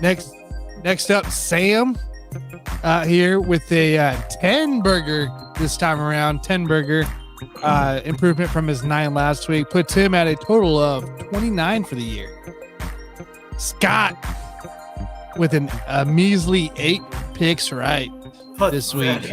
Measly 8 picks. How do puts you his get total up in the morning, at Scott? 26. Next up is Johnny. Johnny, now, if you guys remember, Johnny wasn't on the show last week. He was texted in after, drinking he's a out little getting blah, sloppy. blah, blah. Yeah, So, we found him in the Everglades hugging an alligator. Johnny with first place this week Naked. at 11. 11 picks right. Maybe you got to do this more often, Johnny. I think so. Go drink some blah, blah, blah. Keep drinking Jose Cuervo. Make your picks. Take care of you real good. His total for the year is 27. And then myself, ever since week 1, it doesn't matter. It don't matter. I had 10 right for this past week. Puts my total at 27. So your rankings currently, Sam still leads the group at 29. Next up is a tie for second place and third place, which is Johnny and I at 27. Next is Scott at 26. And bringing up the rear, just like his Packers and Cubs, 25, Mr. Bodkins. Hey, Tanner, we don't do Well bullying. done. Well We done. don't do bullying in the Let's Talk Sports. We don't bully. Just like his we Cubbies, bully. dropped the ball. They blew the lead. He couldn't handle it. It was overdone. It's too hot. 25 for Mr. Nick Bodkins. So that's our standings so far for year to date. Now we're entering week 4. We've already made our Thursday picks, and we had we had Packers plus 1.5 for Nick, Sam, and Scott so far, and the Lions at minus 1.5 for Johnny and myself. So we'll see what happens at the end of the game. If I can mark that green for me and Johnny, which I might just do already, but I'll give it a little. You can bit already do it for you. You can I was already about to do say, it. I already put a W on mine, but You already Yeah, it's all over. That's awesome. I'm It's sure it is. yeah. Nick. I'm So, sure it's very- Let me. Oh yeah, I gotta bring up the slate, don't I? Yeah. Oh Yeah. man. Yeah. Oh You guys man. can make W's. Bummer, bro. Someone needs to do this job. Gosh. This aggression will not stand. Hey, good ad read earlier too. I heard it. I tried, man. All right. I coached him through it. Yeah. Let's bring it up the first. Oh, come on. Let's get there. Let's bring up our first game. All right. Ooh. 8:30 in the morning, ladies and gentlemen. 8:30 in the morning. In jolly old England. Out where Dan's at in the British world. The British pinkies world. up. Pinkies up. Of course, going How at it. incredibly vulgar. We got Atlanta versus Jacksonville versus the London Jacksonville Jaguars. We have -3 for the Jaguars here. Only a -3 going into this game. Sam, I'll let you break it down. Where do you want to start?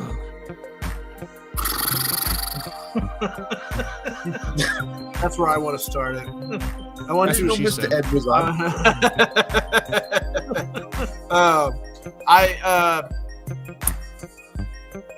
This Arthur sucks. This one Smith. sucks. Arthur Smith knows the Jaguars pretty well, but man, I'm going to take Atlanta in the points. I think they'll find a way to do it. I think they'll beat them, and it would just be absolutely crushing to me if T Law has another bad game. I just feel awful about it. Really, Carrying the show. I already shared that. If you're going to put me in charge of comments, let me be in charge. I missed it. I'm busy trying to get your screen put together. God, you're so mad all the time. Anyway. So Falcons 17, Jaguars. Alan, stop that. Stop. All right, Johnny, what you got? Alan, yeah. Like I really want to pick Jacksonville, God's like, shut up, Alan. but Trevor Lawrence has just let me down. Something fierce. I think Atlanta's going to be able to run the ball. So yeah, I'm gonna take Atlanta in the points. Okay, Scott. Of course you pick that. That's what I'm I taking picked. Jacksonville. It is the Calvin Ridley revenge game. Calvin Ridley No. will go off God. this week. Yes. God, can't we just Jacksonville be together? -3 over Atlanta. Well, I'm agreeing with the second to last place of our standings here. I'm going Jags -3 as well. Did Nick text his stuff in, or is he just going to comment? Yeah. He said he got ATL. He said give him an ATO. I guess that's some sort of pill that he takes. Okay. That's a burger, the ETL burger. Not the Falcons plus 3 for Mr. Nick Bodkins. Isn't that? Oh wait, that's all terrain vehicle. Never mind.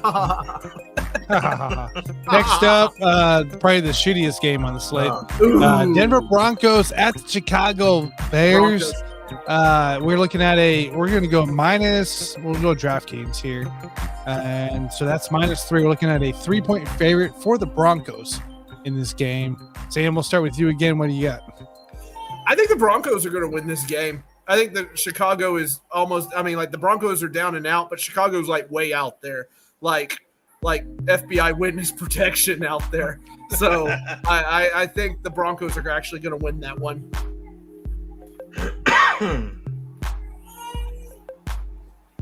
Scott, what do you got? Boy, this is talk about a toilet bowl game. This is number 1 draft pick. Give me Denver -3. Sean Payton's the difference. I can't trust Chicago's coaching staff, so Denver -3. That's the only reason. I mean, after that embarrassment that happened last week, Sean Payton better have some. And Russell Wilson didn't play bad. They just, you know what I'm saying? Miami just ran all over them and just destroyed them. But Chicago is just beyond dysfunctional, man. So I'll take Denver. Give me the Donkeys -3 here for myself and Nick as well. Full clean sweep of the Donkeys being the team that we're picking this week here. That means the Bears are going to win like 41-17. I know, right? It's going to be bad. It's going to be like Bears, Bears 45, just blank them 45-0. Yeah, it's going to be nuts. Next up here for the matchup is the Baltimore Ravens at the Cleveland Browns. We have only a 3-point favorite for the Browns in the situation here. And we got to remember Baltimore in that upset loss last week against the Colts. So we'll start again. Sam, we'll start with you. What do you got here? Baltimore +3 or Cleveland -3? We always have this weird time of year where Lamar Jackson goes on the weird slide where he has trouble throwing the ball and running an offense. But he's going to have major trouble here because that Browns defense is somebody that just got beat, battered, bruised by him last Sunday. The Browns are going to whip them badly, and they're going to win that game. Okay. Scott? So my theory is this. When the Ravens are favored, John Harbaugh doesn't know how to coach their team. When they're underdog, he knows how to coach them all of a sudden. Give me Baltimore +3. I think Deshaun Watson can't have 2 good games in a row. So I would beat the crap out of Harbaugh if I got the chance. I am going to disagree with the Hall of Famer Scott there. I think Deshaun Watson can have 2 good games in a row. I think scandal. I picked Cleveland to win this division, and I think they're going to show it against Baltimore at home. I think they win by at least a touchdown. That's clever. I'm actually kind of favored with that as well. I think the Browns -3 is the right pick. If it was 5, I'd go Ravens. I think it's going to be a close one. But again, the difference in defenses between these two teams is what it's going to be all about. The Ravens' defense does not look good this year so far. Nope. I don't care what anybody says. They don't look good. Give me the Browns -3. They're the most consistent hot team going at it right now. And Nick as well with the Browns -3 in that. And Nick hit it on the head too. All these injuries that the Ravens got right now. Yeah, I got lining it up. Mm-hmm.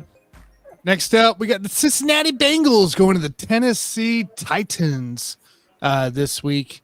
We have a spread of 2.5 is what we're using in favor of the Cincinnati Bengals. Sam, let's kick her off. Titans have to win this game. They have to. They're going to win by a field goal. Nick Folk is going to win all of their games this year by a field goal. Titans +2.5. All right. Sam, By the or way, Scott? Eddie, for the rest of the season, just put me down for Titans win by a field goal. Anything below 3, you'll take. I think Cincinnati rediscovered themselves with this short passing game because Burrow's calf injury. Over. I think I would love to pick the Titans in this situation, but the offensive line just pulls me back from doing it. I'll pick the Bengals -2.5. Johnny. Yeah, the Bengals need to win this game. They're the better team. They have more talent on their team. In Tennessee, we were talking about it for the first hour of the show. They're just not very good. Sorry, Sam. They're fine. So yeah, I'm going with the Bengals. Right, I'm going with the Bengals winning this game, man. Bengals. I got the Bengals as well. Give them -2.5 there, along with Mr. Nick with Bengals as well at -2.5 there. Sammy's trying to make up for what he did in the NFC East show. Yeah, right. Shame. I'm still a little mad about it. Doesn't mean I don't care. I'm just a little mad. Next matchup, guys, we got is the showdown of the week. Dolphins at Bills. In this game, it's gonna be a great one. The Buffalo Bills are favored despite the 70-point blowout last week. At -2.5, it's the line we're using. So -2.5 for the Bills. Sam, we'll start with you. What's that Queen song? Don't stop me now. That's the Miami Dolphins. I'm having a good time. Miami is clearly having a good time this year. Smiles on their faces, how they play the game. See, this is how I pump you up, Johnny. See what I'm doing here? It's going to be a tough game, but Miami's going to pull away at the end. They're winning that game. Miami has not seen a defense like Buffalo's this year yet. I think Tua is going to struggle just a little bit. He's going to have a good game, but I can see Buffalo pulling out this game in the end by 4 or 5 points. So give me the Bills -3. Johnny. Is it 3 or 2.5 that we're going? 2.5. -2.5. Better. Yeah, I think it's going to be a close game, but I think the Dolphins win the game. It's about time they win in Buffalo. I think they need to make a statement here, but I think it's going to be a tight, close game. But I'll take the points and my Dolphins. Johnny's not making the same mistake twice in a row. Hell no. Well, I mean, because apparently they're not the same old Dolphins, so hopefully they continue that and they keep it going. Yeah. So, look, Scott, I know you're up in the Northeast area, right? You probably hear a little bit more about this Bills defense. He's got that Mason-Dixon line, that's for sure. This defense isn't that good. I hate to break it to you. Is it over? Isn't that good. Is the defense over? The Bills season's over after this game. Give me the Dolphins +2.5. It has to. You don't just have a 70-point performance and then come back and score and lose a game by 2.5, 3 points. You don't. You just don't. I don't care who. It's the Bills. It's the Bills. It's the damn Bills who lost to the Jets. Zach Wilson. It's over. Can we get that as a soundbite, please? Mr. Bodkins also said soundbite. It's over. Scott. It's over. The Miami Dolphins averaged over 5 yards a carry against Buffalo last year. It's a That's different why team. I don't know why he didn't keep running the ball. It's a different Tua this year, guys. It's a different Tua. I'm going to say it again. It's a different Tua. Tyreek Hill, Jalen Waddle's now back. It's over. It's over. It's over. I really want it as a soundbite. I need to find a place to make up 3 games from the leaders, so I got to be different on a couple of these. You do got to be different, yeah. Yeah, I just think. Alan, be quiet. I just think that Buffalo will be ready to play against them. Scott is treating Alan like John Goodman treated Donnie and the Big Lebowski. He's like, Donnie, shut the fuck up. 2 seconds. Let's get into it, guys. Next game here. Commanders at Philadelphia Eagles. Goodness. Commanders coming off a piss poor performance last week there, going against the defending NFC champs here at defending NFC champs home. So you had 8.5 line. We're going to use the 9 because that's what's on DraftKings here currently. Score by Green Bay. No, don't tell me that. He's out of bounds. No, we're gonna use the -9 favorite for Philadelphia in this matchup. Sam, we'll start with you. I really like Sam Howell. I think he has a lot of things that are coming together, but it's not coming together yet, obviously. And they can't stop Philadelphia. They just can't. It might hold steady until halftime or whatever, but Philly's going to win that game, unfortunately. So I really like the Commanders. I really do. Jordan Love just scored a touchdown, so now it's down to 10. Yeah. The Commanders won't score 23 against Philadelphia's defense. Philadelphia is a much, much better team than the Commanders. I think they'll show it at home. I think Philadelphia struggle a little offensively. I think they'll be better offensively in this game. Give me Philadelphia. Nice time. They're Eagles. They're Eagles, Nick, not Birds. Like I really want to pick the Commanders. I'm with Sam. I like Sam Howell as well. 9 is a lot, but he was down. Sorry, what did you say? Yeah, he was down. You say Eagles -9? Eagles -9? Are you gonna go Commanders? Are you gonna be different? Are you gonna be different? Are you gonna go Commando or are you gonna pick the Eagles? I'm gonna say the Commanders. The Commanders. They'll cover. They're not gonna win the game, but they'll cover. I like it. Guys. I got Eagles -9. This is where I get my game on people. This is where you pull ahead of second place, right? Yeah. And that Tanner is like getting us all the sound bites. Are you gonna be different? Eagles -9 is what I got, guys. This is the part starting to get the time of the year where the better team wins, right? The better team wins, the better team covers. So that's where I'm heading towards, as well as the Bodkins coming into play there with Eagles -9. Next up here, we got Tampa Bay Bucks at New Orleans Saints. No Derek Carr. Jameis Winston. Before we keep going, does Nick know the spreads in these games? He's just picking teams. He might know. He might not. We'll see. Here, I'll take care of this. I don't need to know the spread. I don't need it. I don't need to watch preseason football. I don't even know who this guy is. Well, if you watch preseason football, you know who this guy was. But I regress. Bucks Saints at Saints. No Derek Carr. Jameis Winston is starting in the lineup. We're using the 3.5 favorites for the Saints. Sam, we'll start with you.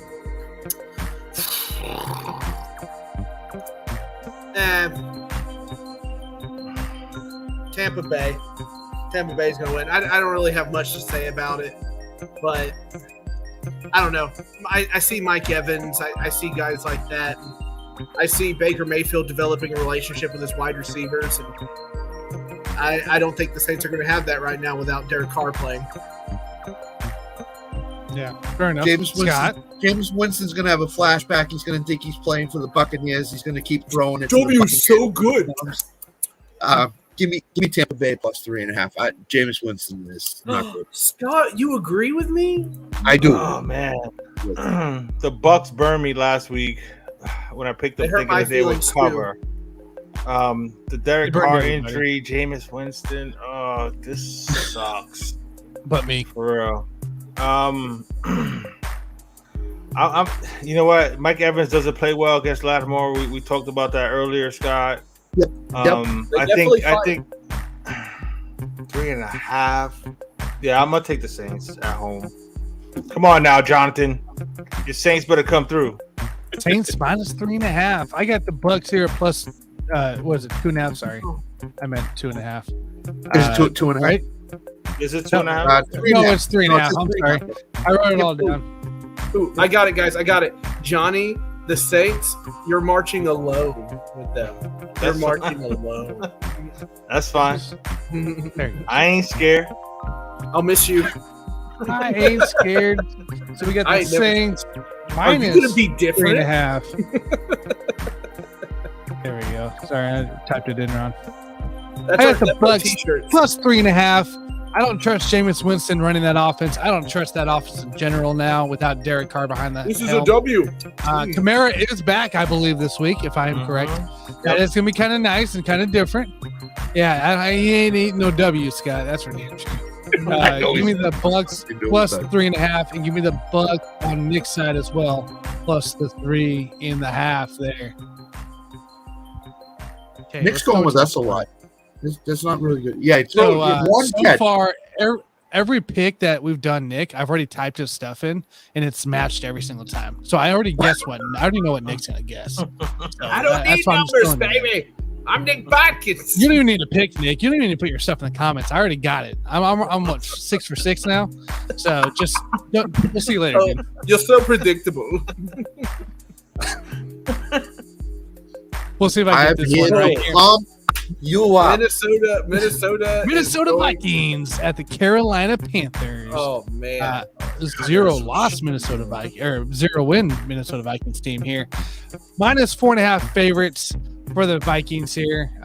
For the DraftKings is what we're using. So minus 4.5 points. Sam, what you got? Minnesota's going to get their first win of the season. Carolina's no close to being ready. They need a lot of work. Minnesota has more weapons. Minnesota's going to win that game. Boy. Come on, really Scott. Trust Minnesota? You really trust Minnesota with 4.5 points? Holy jeez. Carolina's bad, dude. I know Carolina's bad. Bryce Young is back. They're bad. Give me Minnesota minus the 4.5. Bryce Young lined up behind his guard for a snap. Okay. Yeah, Nick. I mean, I have no confidence in this pick at all, but I'm gonna go with the Vikings because they are just slightly not as bad as the Panthers. Nick is taking the Panthers. He's silly, that Nicholas. He's a silly boy. Give me the Vikings minus 4.5. Are you going to be different? Vikings minus 4.5. I am not going to be different because it's not. Nick is the only different. Nick is riding along with the Panthers. Special one with the Panthers at plus 4.5 for this matchup here. So, oops, wrong screen. There we go. Next up, Los Angeles Rams at the Indianapolis Colts. Sounds like intriguing. Anthony Richardson is playing this game as of the moment. Which quarter is he going to leave in?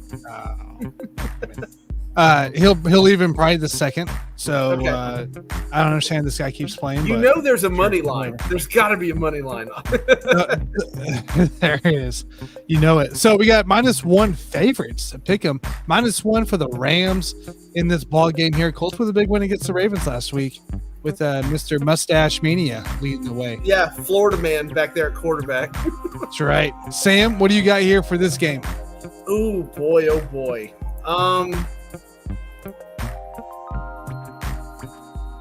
I don't think Sean McVay took that loss to the Bengals very well.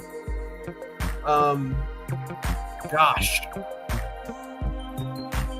I'm going to say Rams. I don't feel good about it, but I'm going to say Rams. I feel dirty. I need a shower. I need a shower real bad. Need a shower. Scott, what do you got? A lot of these games are making me feel like that, Sam. Not for nothing. Yeah, it's nasty. Hey, Johnny, you want to text each other while we're in the shower? I'm going to take the Colts. Colts +1 at home. I love you, but no. I think the Rams are going to – Stafford's going to give up the ball late in the game to lose the game to the Rams. So give me the Colts. Scott, you're going to be different? Wow. I'm going to be different. I don't feel good about it either. A lot of these games I don't feel good about it at all. I don't either. It's a weird week. I mean, I like what the Colts did, and that win against Baltimore was big. But I like them better with Minshew, to be completely honest. Yeah, I think the Colts easily if Minshew was quarterback. Right. Me too. I think Stafford will play well, and I think the Rams will win this game. I think it's more like, to me, I'm looking at it going, Sean McVay's not going to have a crazy, he's really going to put it to him. That's how I kind of feel it. Go to Laporta. God dang. All right. Rams -1 as for me as well. Very selfish, Tanner. If Anthony Richardson's in the game the whole entire way, he blows it in the fourth, just like he did in his other games. So where he got concussed the first time in week 1. So yeah, he blows it, right? It's blown lead. If he's leading in the fourth quarter, it's a blown lead, and he's still there. If Minshew comes in, they're good. So, but give me the Rams -1 in this matchup here. I mean, all the Rams got to do is just keep him in the pocket. Yep. Keep him in the pocket, Right. force him to That's all you throw gotta the do. ball. Contain him. JJ, Right. baby. Contain him. Right. Here's an interesting matchup: Pittsburgh at Houston this week. -3 is the line we are using here for this game. -3 Pittsburgh in the house. What do you got, Sam? Is it time for CJ Stroud? Like, you got to have more than one game of doing well, right? You got to have more than one. Steelers offense, I'm not happy about, but TJ Watt gonna want to show up because I think they're honoring JJ Watt at that game. They are. Yeah, TJ is gonna want to show up. I'll take the Steelers and the points. Steelers -3. Okay. I feel gross. I need another shower. Scott, what do you need? What do you need? What do you got? I need an oatmeal bath. He needs a Yeah, lot. you don't feel bad. I think with all the ceremonies at halftime, the retirement, stuff like that, and I think CJ Stroud and Tank Dell have come of age very quickly here in the NFL season. Give me Houston +3 at home. Oh, did a woman make Tank Dell a man? Is that what you're saying? I agree with Scott completely on this. I like CJ Stroud. I thought he was the better quarterback coming out. I thought he should have been the first pick. I like what Houston's doing there. That Dell kid is a player. And that's just Pittsburgh offense. I think Pickett is regressing a little bit. And Najee is just non-existent. So I'm gonna take the Texans and the 3 points. Get this shit, guys. I'm benching Garrett Wilson this week in my league. Garrett Wilson.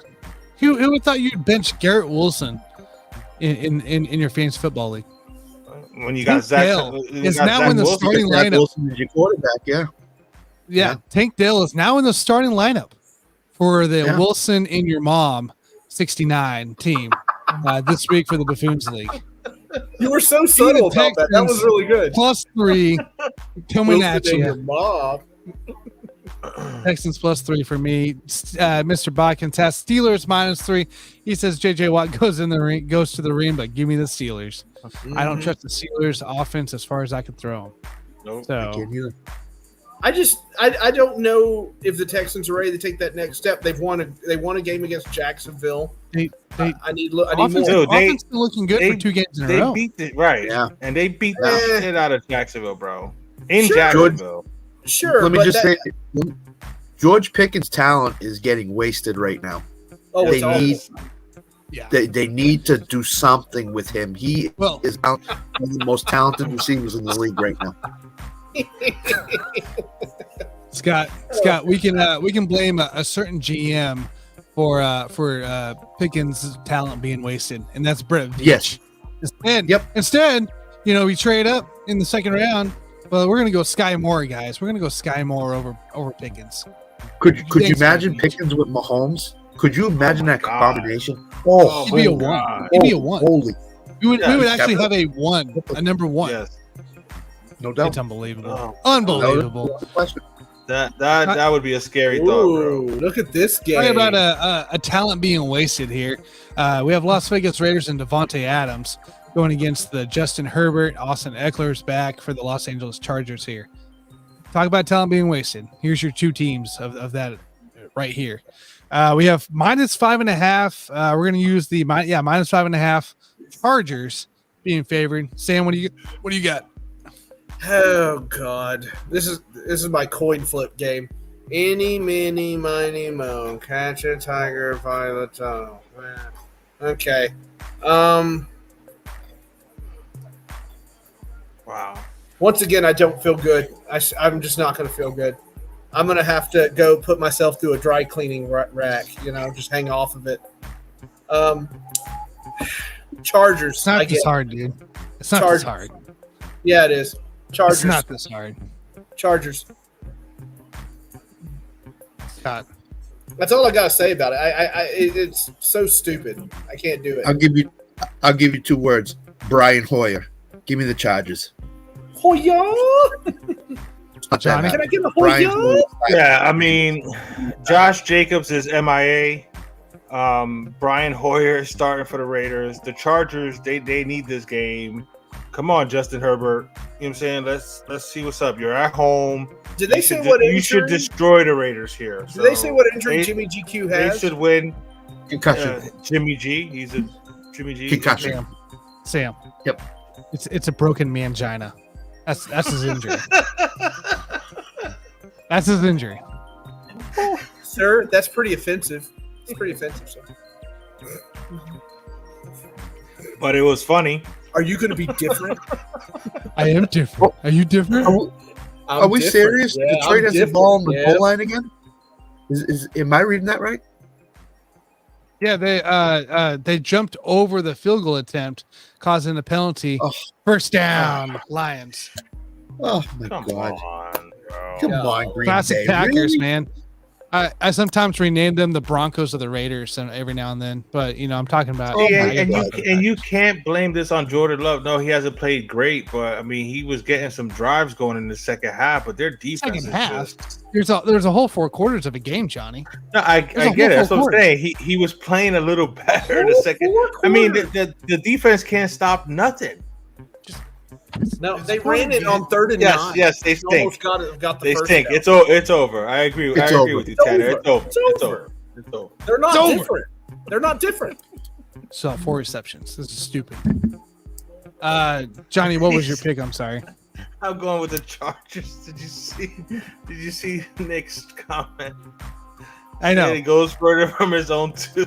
Classic Packers pick right there. Classic Cubs Packers guy, going for the Raiders at +5.5. Dang, Give me the man. Chargers minus Tanner 5.5. wants This to soul. isn't this hard. This isn't a hard pick. Right. I'm not picking the Raiders. That's what I'm saying. The Chargers should blow them out. Not Laporta. David Montgomery. Yep. He's had a good game today. Dude, they just I've got to believe that. I gotta believe that. Cardinals 49ers. I like this game a lot, actually. Cardinals 49ers minus 14 is our line we're using here for the San Francisco Niners. Sam, what do you got? Sam is out of town right now. Good evening. Let's see. Oh, geez. Ugh. I'm with you. It's a weird matchup. I don't like I want the 49ers to win, but I don't think they're going to win by that much. Can I say that? yeah. Well, Yeah, if we you take the want, Cardinals. so take the points for Right. Arizona. For Arizona. Okay, I'll take the points for Arizona then. Okay.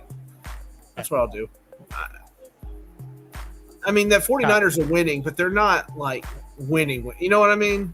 Yeah, Like- I know what you're saying. Scott. Arizona's going to backdoor cover this. I don't think they've been competitive in every game so far this year. So give me Arizona. I also love Josh I'm Dobbs. with them too, man. I mean, I think San Francisco definitely wins this game, but Arizona's been fighting, man. They've been playing hard. I know the organization is tanking, but those players are playing hard.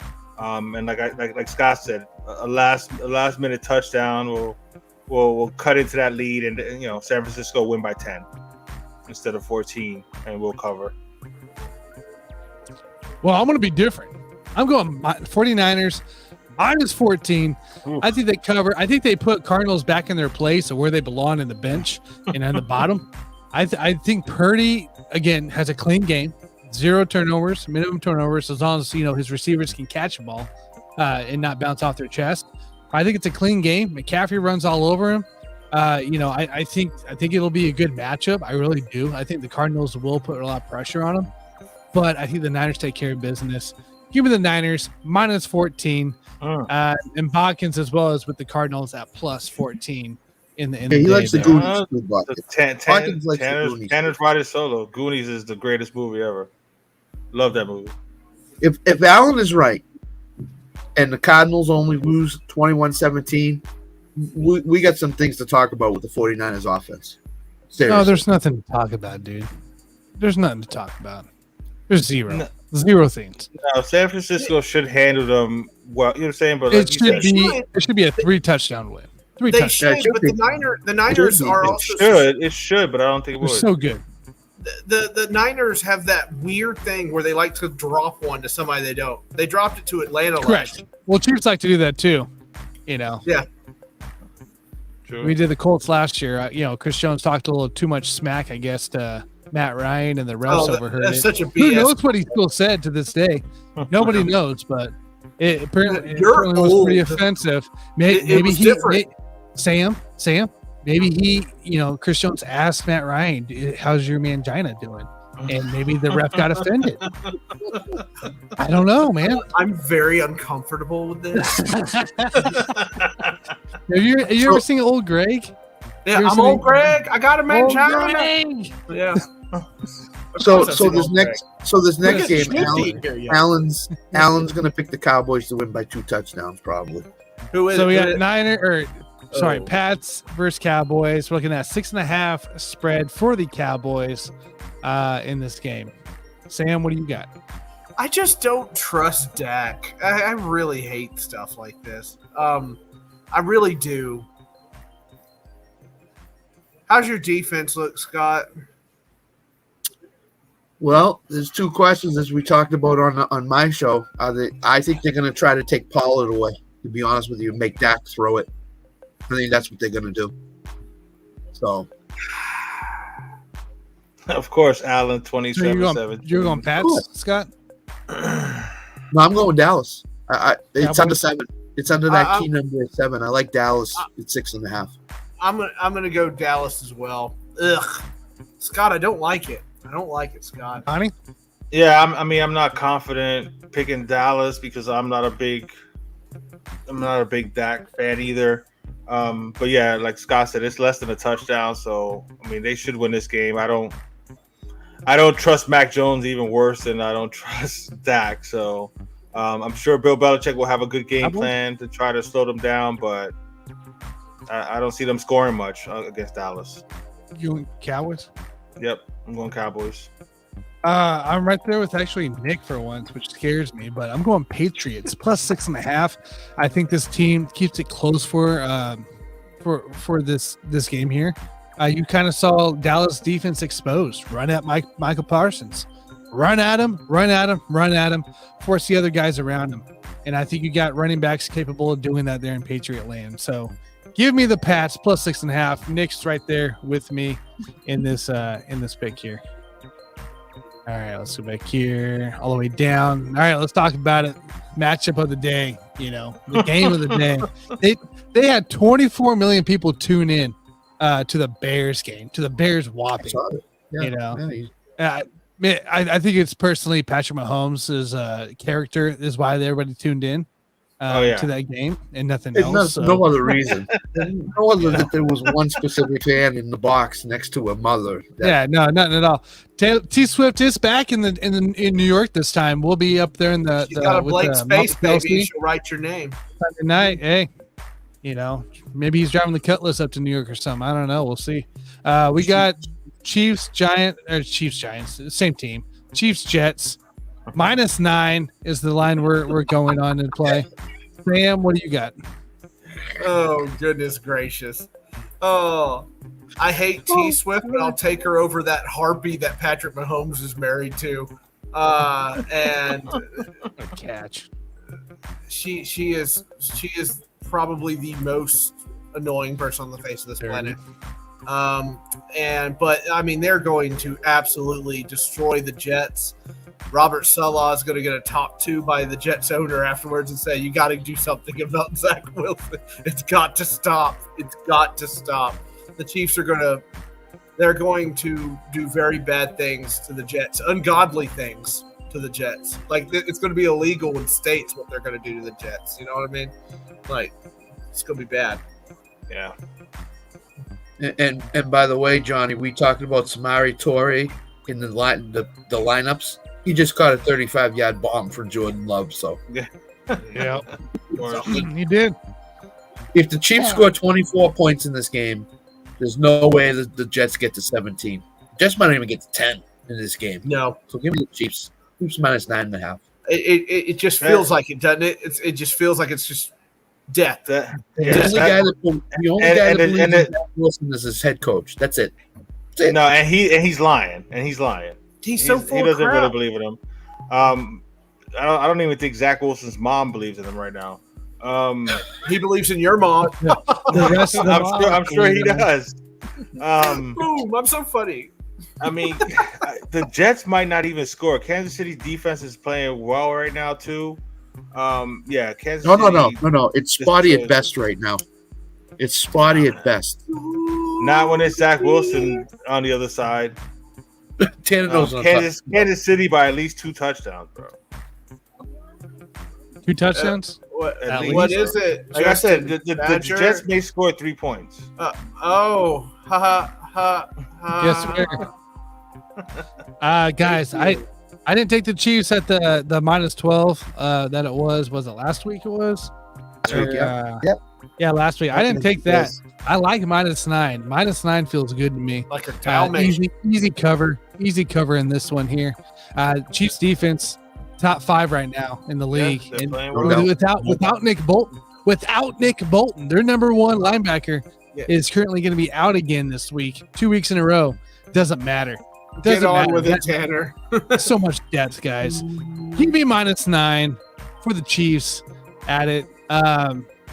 Chiefs by 50 for Bodkins, so we'll put Chiefs minus 50 in his spot here and count him if he's wrong. So that's what I feel like doing. All right, so looked up I'm thinking 35-3, 35-10. Yeah, something like that. Wow! So it finally switched. It only took a few days, or 1 day, but it finally switched. The Seahawks at New York Giants. Seahawks are now favored minus 1.5. Giants were favored minus 1 as of yesterday during the Let's Talk Bet show. And I took that money line as well at minus 105. Got that in before that went away as well for this line. So minus 1. We're going to use minus 1 for the DraftKings side for the Seahawks Giants. Sam? And hallelujah, there's only one Monday night game this week. Only one. Like it should be. It's great. About time. Jeez. I don't like this one either. What? He just started yelling and stood up. There's a pick. Oh. Classic package. Are you being different? Jordan Love at it. I'm gonna take the Seahawks for this. That's what I'm doing. Yeah. I think the Seahawks. Seahawks? Yeah. Scott? I already bet the Seahawks. I got them at +1. So it's the Seahawks. Honey? Are we doing minus 1.5 for Seattle? Minus one.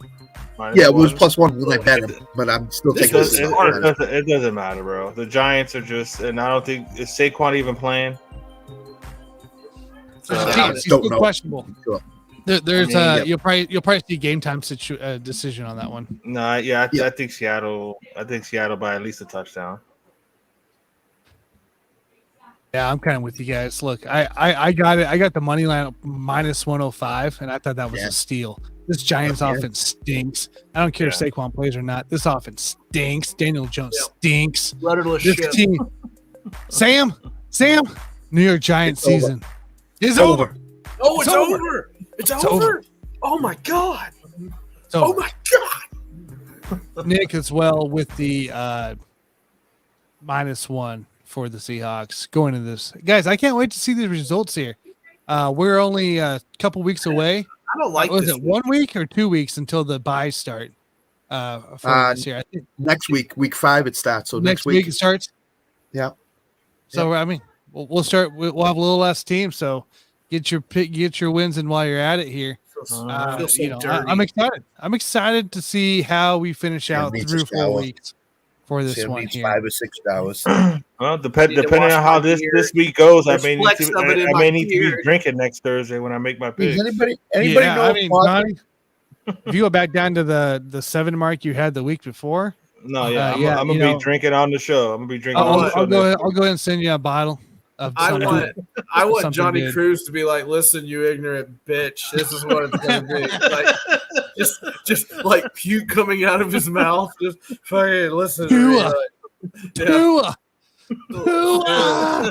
I don't care. I put 70 points on team. Did you see that? Oh, shit. All right, guys, let's do it.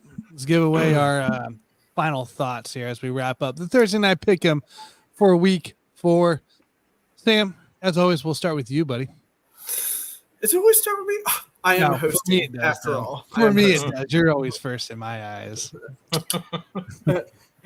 Maybe last place in real life, but number 1 in all of your hearts. Anyway, God, that hurt me to say. Anyway, love you guys. Love being on the show. Love talking football. It's so much fun, especially these Thursday pick'ems and whatnot.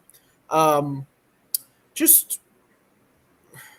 was doing a lot of reading over the weekend and such, and there is a deficiency in people not complaining. We should not complain as much as we do. Okay. I understand work as a ball buster or whatnot, but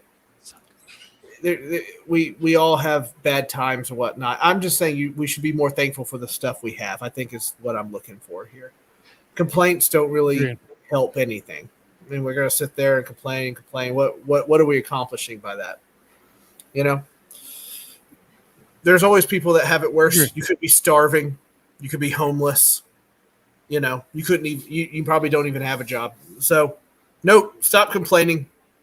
More doing. What was the line from Shawshank Redemption? Get busy living or get busy dying. Yeah.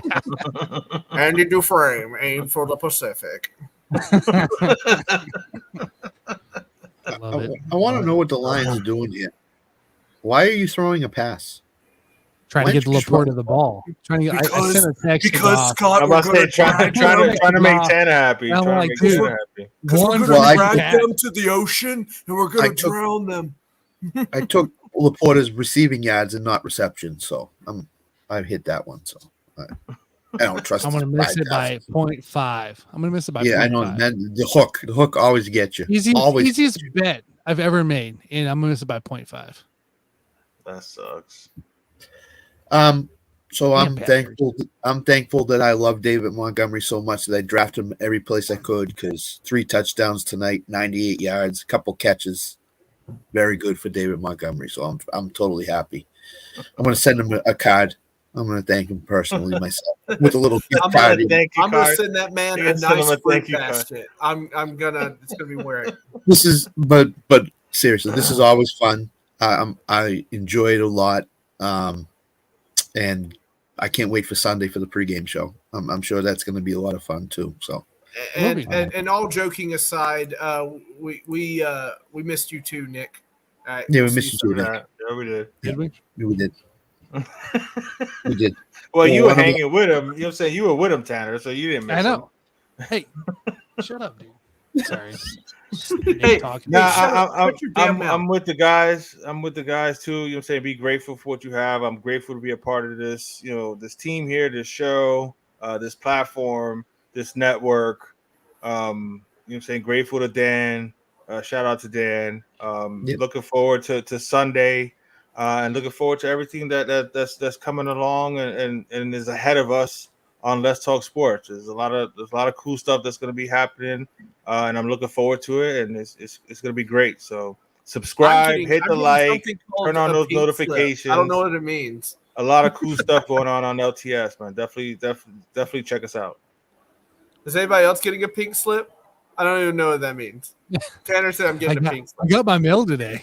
Like the Pink Panther. It was a pink envelope. Is this I hope it's scented. Strawberries. You're fired. You're over. You're over. It's over. You're over. Smells so good. Sam's over. Sam's over. Crap, guys. Thanks, Alan. Crap. Thanks, Alan. Thanks, Alan. I can hit my bet today, but I'll win the -1 at least on the Lions here, so that'll be nice. Still bigger cash than I had on Laporta. God, this game. I think, yeah, I did. So hey, guys, another great show. At it, you guys did a good job the first half. I caught that first last 20 minutes before I hopped on, as I was making my taco real quick and getting that chomped down. So, but hey, great things on the rise here. 10-1 is our big start date here for the future of Let's Talk Sports, starting slowly, and we're at it. So shout out Dan, of course, as always. I just like to shoot him random messages to let him know how bad Nick's fantasy football team is. And so I've been sending him tasteful nudes. Smile. Huh? I've been sending him tasteful nudes. I think he appreciates it. Hey. As long as you got that luscious beard. Tasteful. At it. And not just bending over and showing. No, that's gross. That's obscene. Well, Oh God! guys, it's been a fun show. Oh crap! It's been a fun show, guys. I love this. Let's get out of here. Let's enjoy the rest of this Bodkins win against the Western Kentucky, baby. Western Kentucky, baby. Did they cover? 31-10, they won. Darling. Oh yeah, I told him I like that pick. I like that pick, guys. Make sure you like, subscribe, follow. There's a lot more stuff coming our way. We'll catch you catch you this Sunday morning. We'll have Ken back on from Arrowhead, from the Arrowhead News. We'll have Ryan Larson join us for Fantasy Football Talk and a few more there. So excited for it. We'll see you guys Sunday in the heaven. Till I'm dying on the way. I feel life better pop off. What do you like? Make a dream job. No 9-5, no mean boss. Just my life and free thoughts. You could try to play, but you're never gonna beat me. Look the other way, what I'm doing ain't easy. Bloody hands sing from the people who deceive me. Muddy hands break through the chains, go free me. People like sheep move feet, hurt it easy. You don't wanna be fast asleep, only scheming. Better stand tall, ready for a fight, believe me. When they try to change, you can say no, free me.